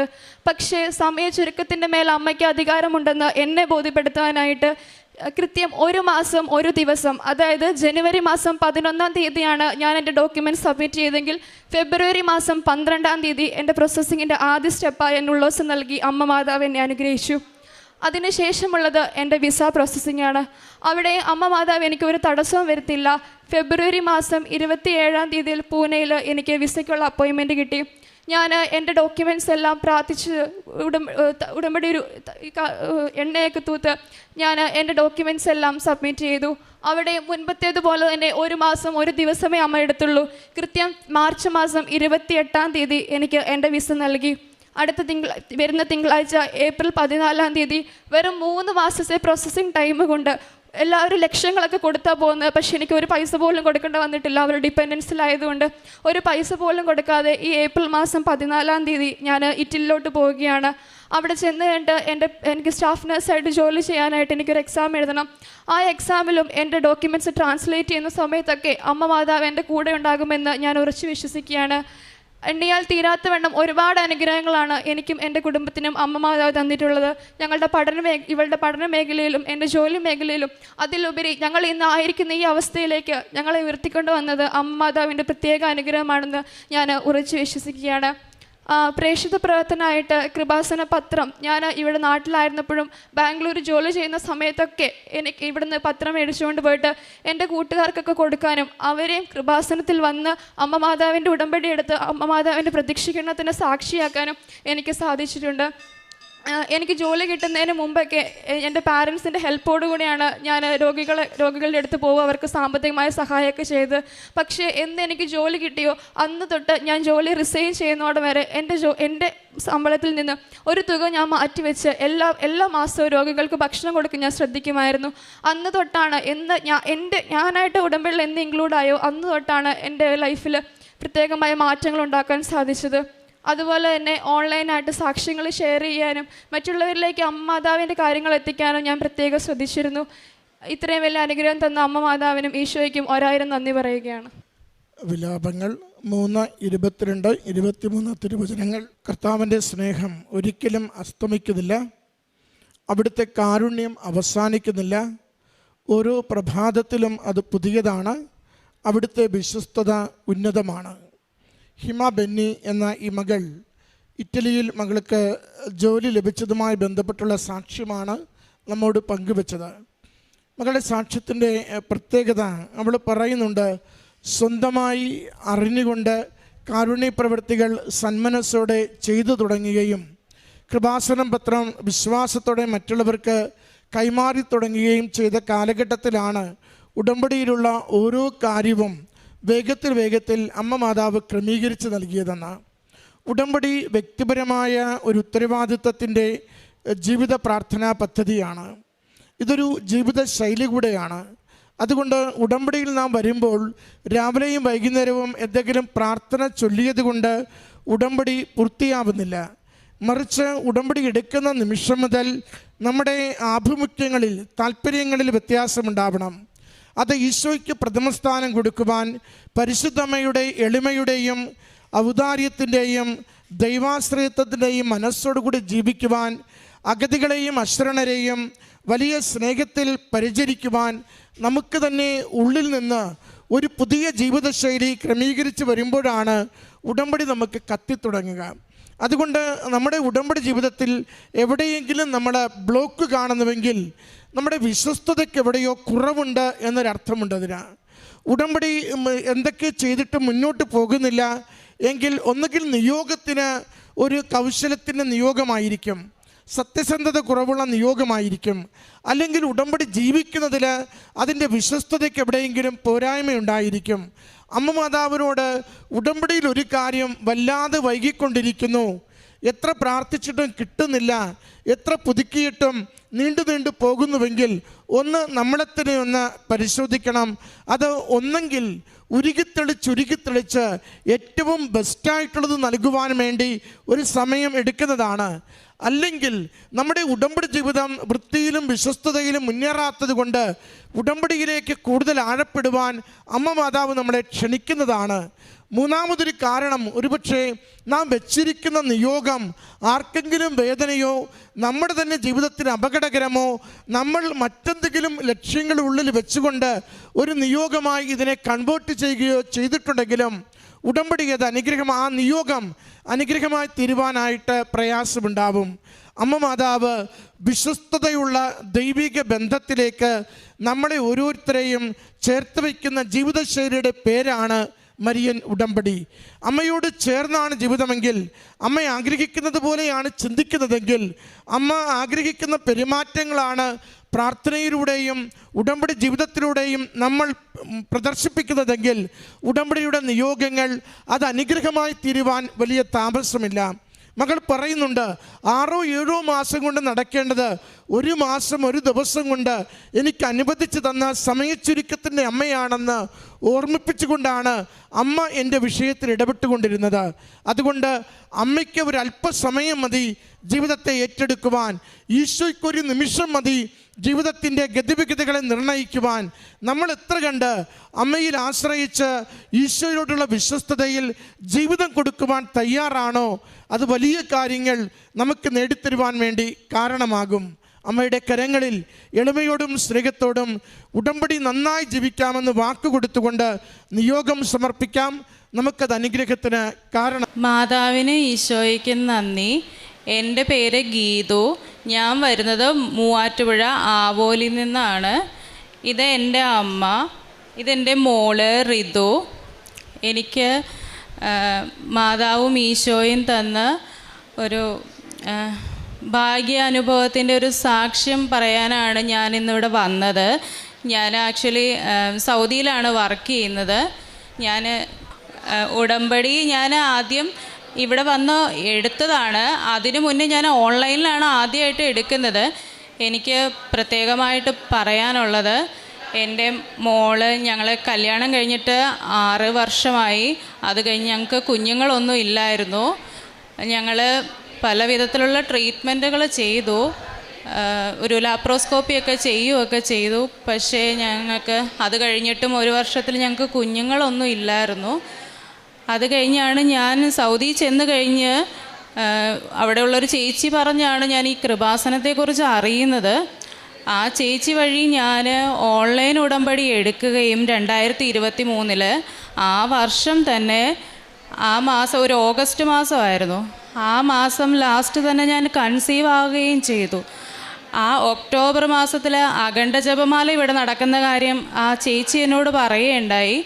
അന്ന് ഞങ്ങൾ കുറേ സിസ്റ്റർമാരെല്ലാം കൂടെ ഞങ്ങൾ എൻ്റെ റൂമിൽ വന്ന് ഇവിടുത്തെ ഇന്ത്യൻ സമയം അനുസരിച്ച് ഞങ്ങൾ അവിടെ വെളുപ്പിനെ എണീറ്റ് അഖണ്ഡ ജപമാല ഓൺലൈനായിട്ട് ഞങ്ങൾ TV-യിൽ കണ്ട് ഫുള്ള് ഇവിടെ എപ്പോഴാണോ അത് തീരുന്നത് ആ സമയത്ത് ഞങ്ങളത് പ്രാർത്ഥിച്ച് അവിടെ അവസാനിപ്പിച്ച് ചേച്ചി എന്നോട് പറഞ്ഞു, എനിക്ക് ഭയങ്കര വയറുവേദനയൊക്കെ ഉണ്ടായിരുന്നു. അപ്പോൾ ആ ചേച്ചി എന്നോട് പറഞ്ഞു, ഒന്ന് ടെസ്റ്റ് ചെയ്ത് നോക്ക്, നമുക്ക് എന്താവും നോക്കാമെന്ന് പറഞ്ഞു. ചേച്ചി ധൈര്യമായിട്ടിരിക്കുക, നമുക്ക് എന്തായാലും നോക്കാമെന്ന് പറഞ്ഞു. അങ്ങനെ നോക്കി കഴിഞ്ഞപ്പോൾ എനിക്ക് പോസിറ്റീവായിരുന്നു. എന്തെന്നില്ലാത്ത സന്തോഷമായിരുന്നു. കാരണം ഞങ്ങളെല്ലാവരും ഭയങ്കരമായിട്ട് കരയുകയൊക്കെ ചെയ്തു. കാരണം ആദ്യമായിട്ടാണ് ഇങ്ങനൊരു അനുഭവം ഉണ്ടാകുന്നത്.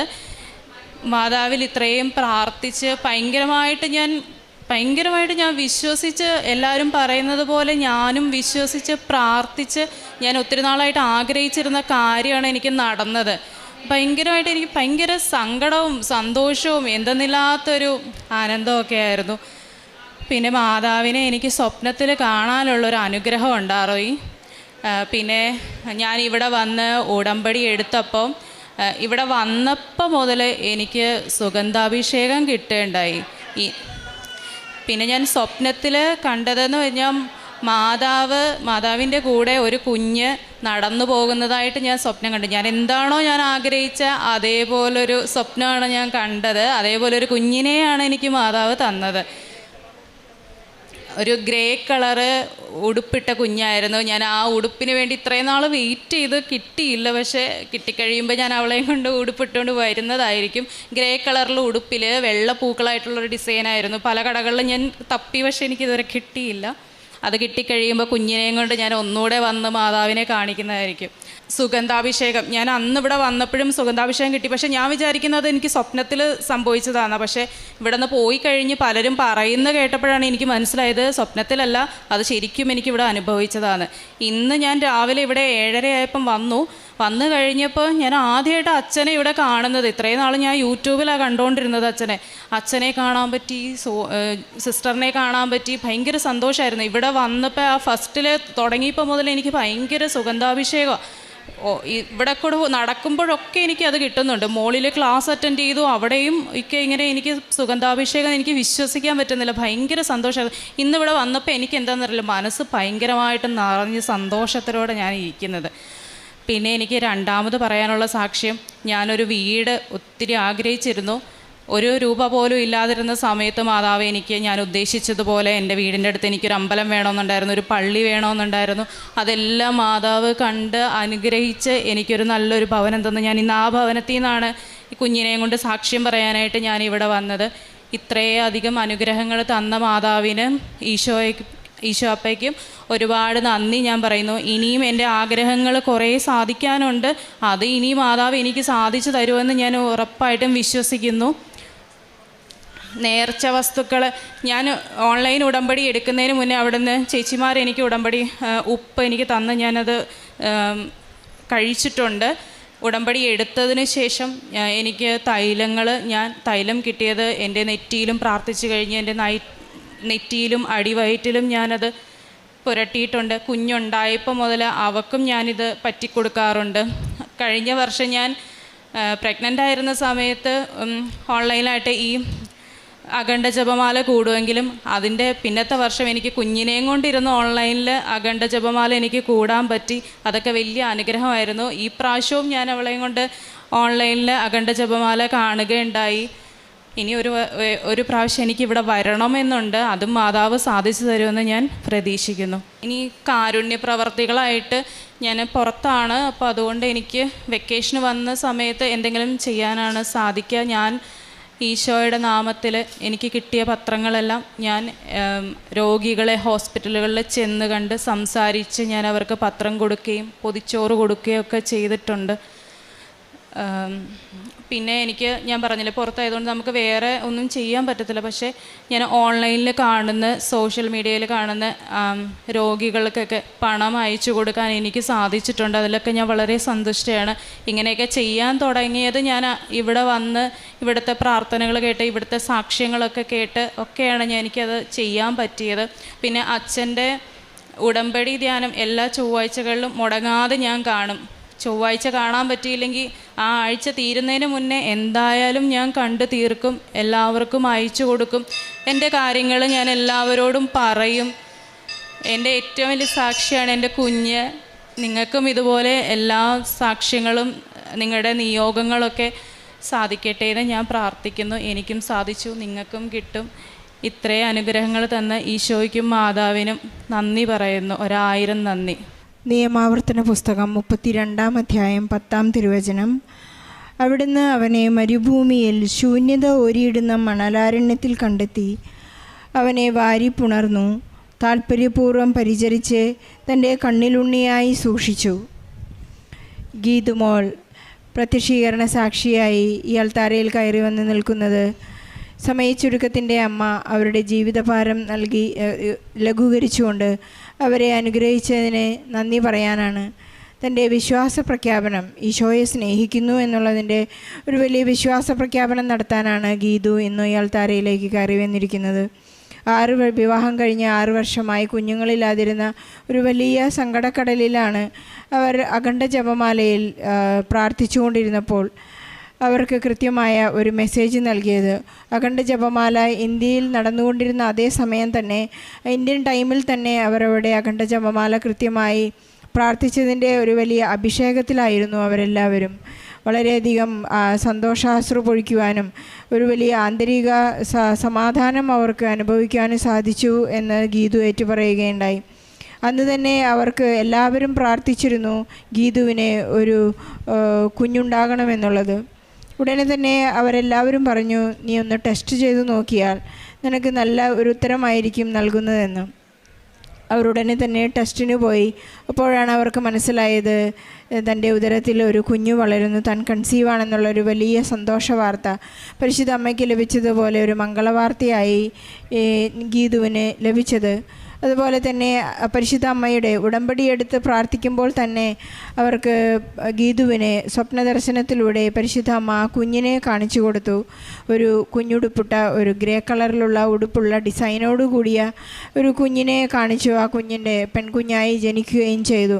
അങ്ങനെ പരിശുദ്ധ അമ്മ നമ്മ ഉടമ്പടിയോട് വിശ്വസ്തരായിരിക്കുമ്പോൾ നമ്മുടെ ജീവിതത്തിലെ വരാനിരിക്കുന്ന കാര്യങ്ങളെല്ലാം നമ്മെ കൃത്യമായി അറിയിക്കുകയും ഈശോയുടെ അനുഗ്രഹവും അഭിഷേകവും നമുക്ക് ലഭിക്കുന്നതായി ഉടമ്പടിയിലുള്ള എല്ലാ മക്കളും ഇവിടെ വന്ന് സാക്ഷ്യം പറയുകയും അതുപോലെ തന്നെ പരിശുദ്ധ അമ്മയുടെ സാമീപ്യം അവർക്കുണ്ടെന്ന് തെളിയിക്കുന്ന സുഗന്ധാഭിഷേകം പല പ്രാവശ്യങ്ങളായി അവർക്ക് അനുഭവിക്കാൻ സാധിക്കുകയും ചെയ്തു എന്ന് ഗീതു ഏറ്റുപറയുകയാണ്. ബഹുമാനപ്പെട്ട ജോസഫ് അച്ഛൻ ഉടമ്പടി ധ്യാനത്തിൽ ഇടയ്ക്കിടെ നമ്മോട് പറയും, മക്കളെ ഒന്ന് പ്രാർത്ഥിക്കൂ. അങ്ങനെ പ്രാർത്ഥിക്കുന്ന ഒരു വലിയ പ്രാർത്ഥന ഓർത്തെടുക്കുകയാണ്. കർത്താവായ ദൈവമേ, ഉടമ്പടി ജീവിതത്തിൽ അങ്ങയോട് കാണിക്കേണ്ട ദൈവസ്നേഹത്തിന് ഉപോൽപ്പന്നമായ അഭിഷേകം നൽകണമേ എന്ന് അച്ഛനൊരിക്കൽ പ്രാർത്ഥന ഏറ്റുചൊല്ലി പ്രാർത്ഥിക്കാൻ ഉടമ്പടി ധ്യാനത്തിൽ നമ്മോട് പറയുകയുണ്ടായി. നമുക്കെപ്പോഴും അച്ഛൻ പറയുന്ന പ്രാർത്ഥനകളെല്ലാം ഏറ്റുചൊല്ലാം. നാം ഉടമ്പടി ധ്യാനം കൂടിക്കൊണ്ടിരിക്കുമ്പോൾ നമ്മുടെ നോട്ടെടുത്ത് നമുക്കത് ആവർത്തിച്ച് പ്രാർത്ഥിക്കുകയും വചനങ്ങൾ വീണ്ടും ഏറ്റുപറഞ്ഞുകൊണ്ട് പ്രാർത്ഥിക്കുകയും ചെയ്യാം. പരിശുദ്ധ അമ്മ നമ്മെ ഒരിക്കലും കൈവിടുകയില്ല. ഒന്ന് മാത്രമാണ് നമുക്ക് ആവശ്യമുള്ളത്, ഉടമ്പടിയിലെ ദൈവിക കാര്യങ്ങൾ ഇൻവെസ്റ്റ്മെൻറ്റ് ആവശ്യമുള്ള കാര്യങ്ങളാണെന്ന് മാത്രം നമുക്ക് ഓർത്തിരിക്കാം. അത് തന്നെയാണ് ഗീതു ചെയ്തത്.